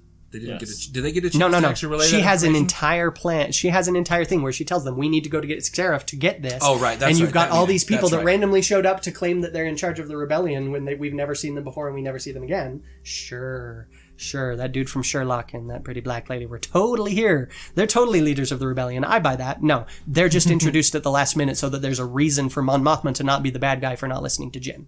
Forgot that one. Hey. It's always happy. A little serendipity there. It's odd for the Alliance to still be on Yavin 4 at all. An entire squad of people just went AWOL and then missing in action on Scarif. Yeah, they know that the base was destroyed, but there's no way for them to know for sure the whereabouts or what happened to every single Rogue One crew member. And every single one of those people knows where this base is. Sure. But that was only hours later. You can't evacuate an entire It was base days like later. that in hours. Like, they're not even trying to From evacuate. the time they left Yavin to the time they got to Scarif? No, from the time that they found out that these people had gone to Scarif and the time that we next see them on Yavin in episode 4. Is at the end of episode 4. It's several days later. Oh, you mean the other... Yeah, in episode 4, it makes no sense for them to still be on Yavin 4. Like, it's a stretch, but even so. All that happens in just days. I mean, they should be... But we don't see any sign that they're going anywhere. Still. Anyway, and like I said, I know these are little things. You can explain these away, but at the same time, you have to explain these away now. Before they made perfect sense, and now you have to explain them away. Okay, so then the theme. This, I think, is my last one. It's overly simple to the point of triteness. Like, most Star Wars movies aren't about things. We don't set out to give you a moral or a story or anything. They have themes, but they're broad things like good will triumph over evil, or no one is ever completely evil. Not The Last Jedi is a film about failure and how to deal with it, about how one instant of looking away from the road can ruin everything we care about, and how we can get up and move along and take responsibility anyway. Rogue One is about how hope is a thing, and we should totally have it, guys. Honestly, it feels to me like stories I've been sent by people who obviously didn't understand how to convey theme or a moral in a story. It's like the writers went, hope, because of A New Hope, get it?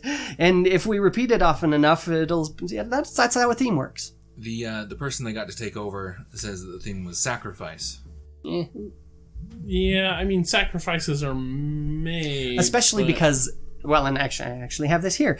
Their sacrifices are all pretty dumb when you get into it. Well, and I knew that was going to be your response. Yeah, well, it reminds me of this inspirational speaker, quote unquote, that I heard once, who talked about how you had to go out and take chances and put yourself out there to achieve what you want.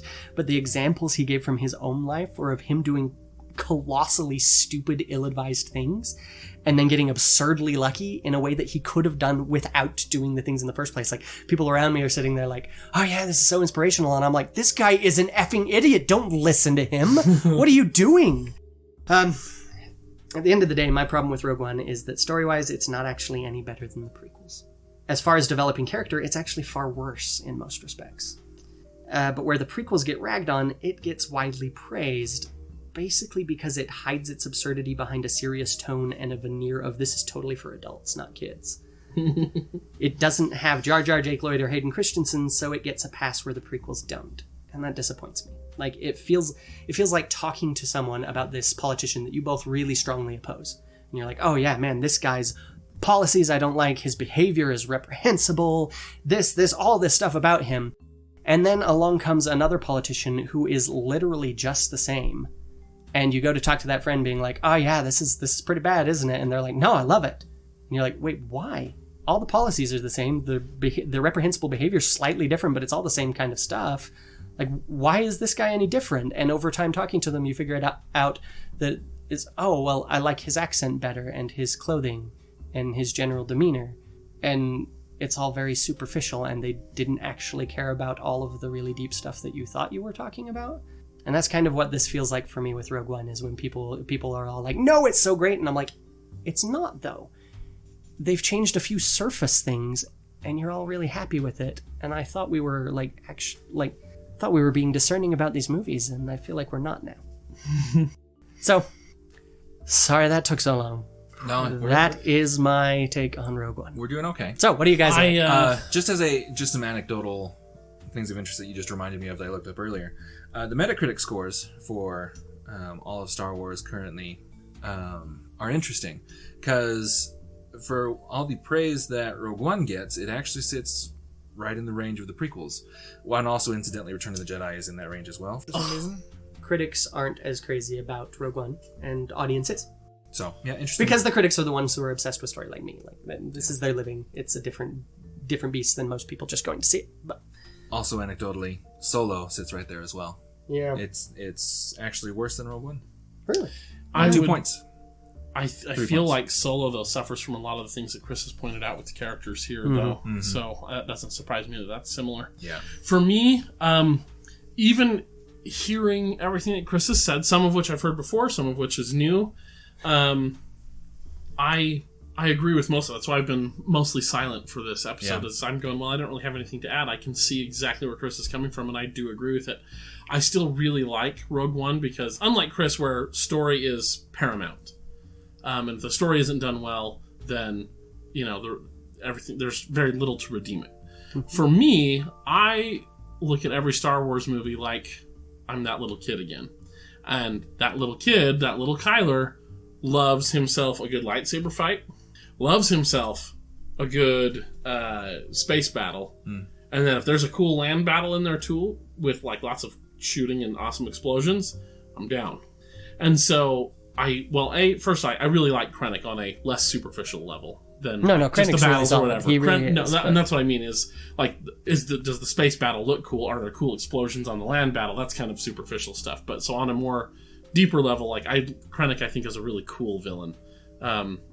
Because he is that middle manager kind of a guy. You hit it right on the head with that, and it's oddly why I just love him so much. He's so interesting, but you've got a half an hour.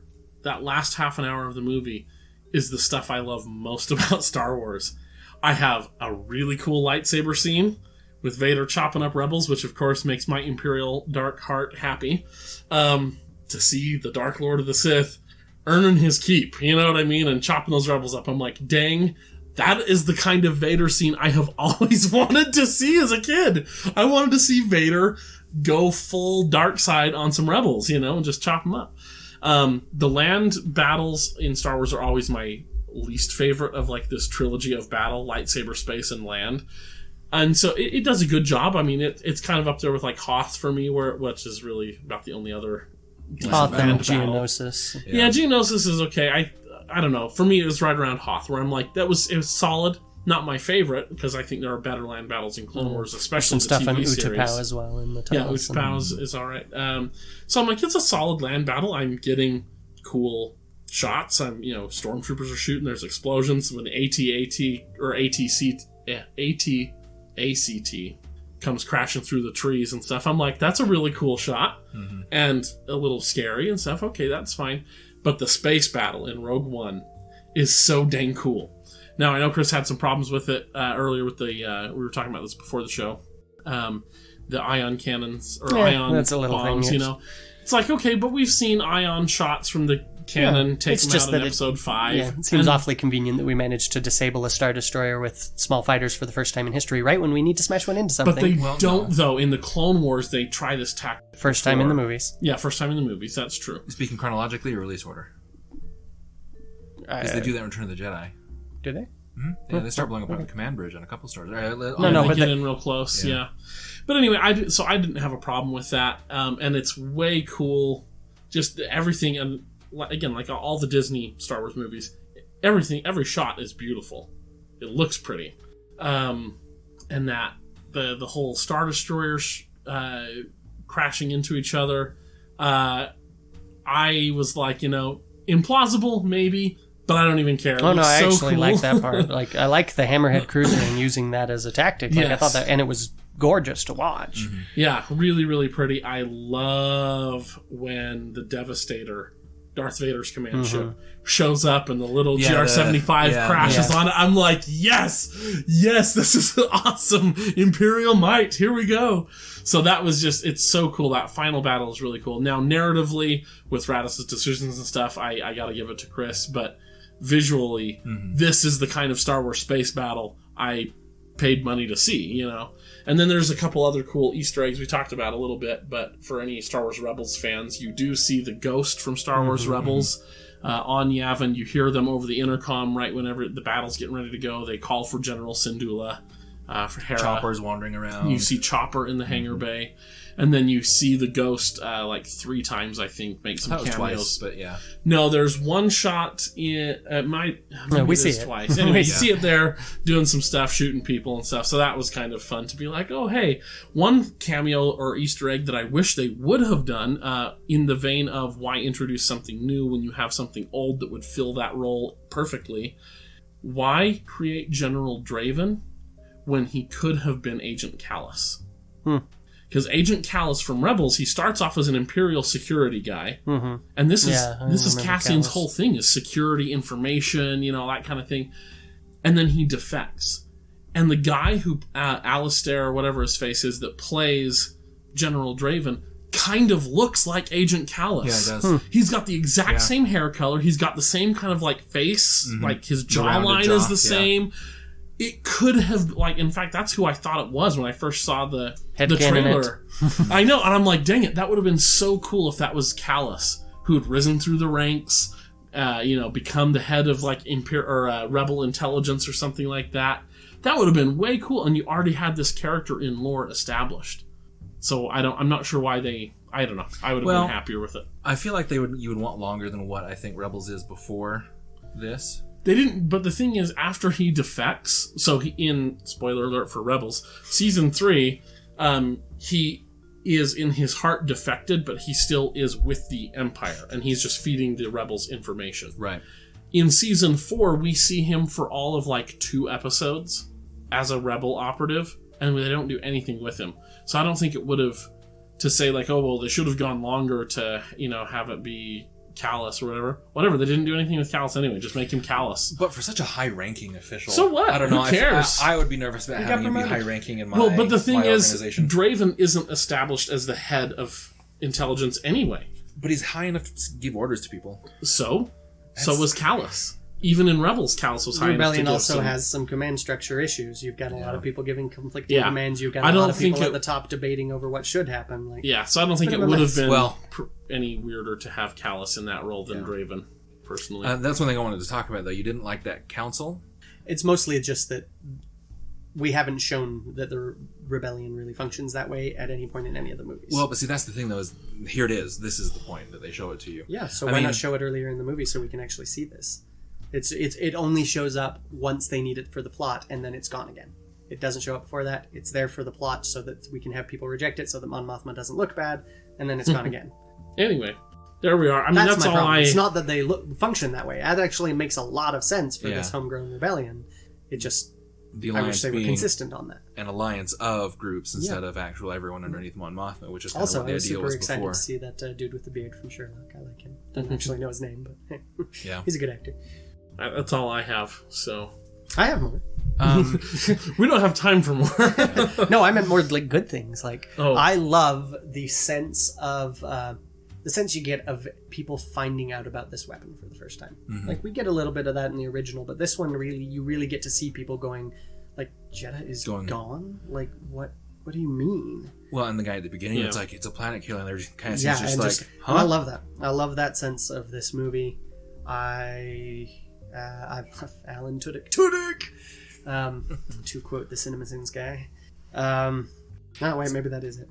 No, and I love seeing not Jedi.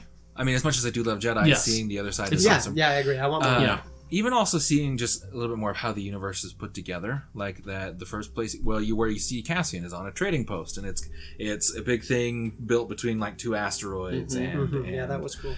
I mean, they're doing a lot more with what would you actually do in space, as opposed to more what we kind of know our experience of living on a planet in space. Yeah, you know. I also, Chris, you had some problems with this, but I kind of liked that they showed different locations and didn't have everything be on, well, your choices are Tatooine, Coruscant, or a jungle planet. You know, I agree showing more. I like seeing more of the universe. It's just seeing so much of it so rapid fire at the beginning.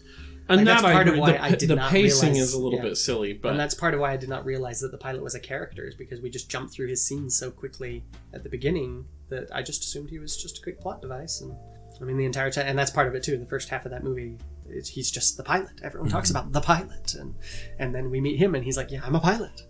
And I'm like, "Yeah, sure, right. He has a name, whatever." Anyway, so actually, yeah, just one last thing for me is we've kind of torn it apart, just like the internet has done to the prequels for years and years now. For me, it kind of sits in the same vein as like a Doctor Who episode. They're really fun rides. Yeah, there's lots of stuff that maybe doesn't make sense, especially given the context of other episodes surrounding it. But sit down, enjoy the ride, and it's a great time. Yeah. And as I predicted, even hearing Chris's arguments, I'm going, yes, I agree with you. You've made great points.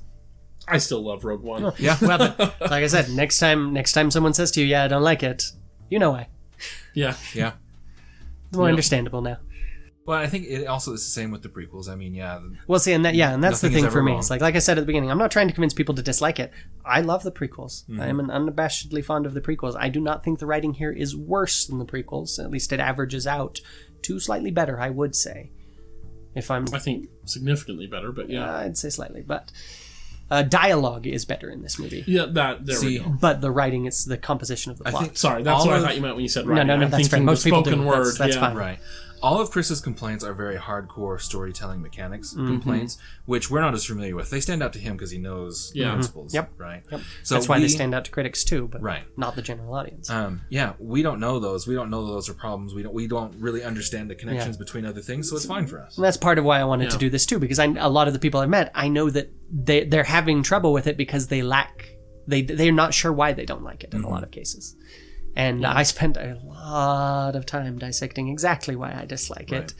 And so there you go, people. I hope you enjoyed that. Yep. And if you still like the movie, great. Please keep liking it. Like I said in The Last Jedi, Star Wars can and will be anything and everything. I am fine with Rogue One being here. And I'm hoping that I will be more at peace with it now. Now that I've gotten all of this. He certainly looks less likely to explode. So yeah. So Ross, any final words? No, that was all for me. Alrighty, well, we appreciate you guys sticking around for what turned out to be an incredibly long episode. A very special episode. A very special episode. Next episode, we're going to be finishing our Star Wars villains bracket, which we're very much looking forward to. So be sure to join us and find out who is the ultimate master of evil, and let us know where we went wrong and who should really be the master of evil. And only the master of evil. And that's it. Be sure to follow us on Twitter at More Civilized, and join our Facebook group, A More Civilized Podcast. Join in the discussion there. Also remember our website, amorecivilizedpodcast.podbean.com, and I can be found on Twitter at Mr_R*. And it turns out that apparently I've been giving you all the wrong Twitter handle these last 7.5 episodes. My Twitter handle is at Itinerant Baxter, which is much easier to pronounce than Itinerant Avenger, so that's where you'll actually find me. Apologize if you got confused. And thank you all. You know what? Now we're just going to have to make that Twitter. It already exists. That's why I didn't take it in the first place. Yeah. Oh, darn. Yeah. Well, there you go. And as always, may the Force be with you. Always. I'm Anna Graves, and thank you for listening to A More Civilized Podcast.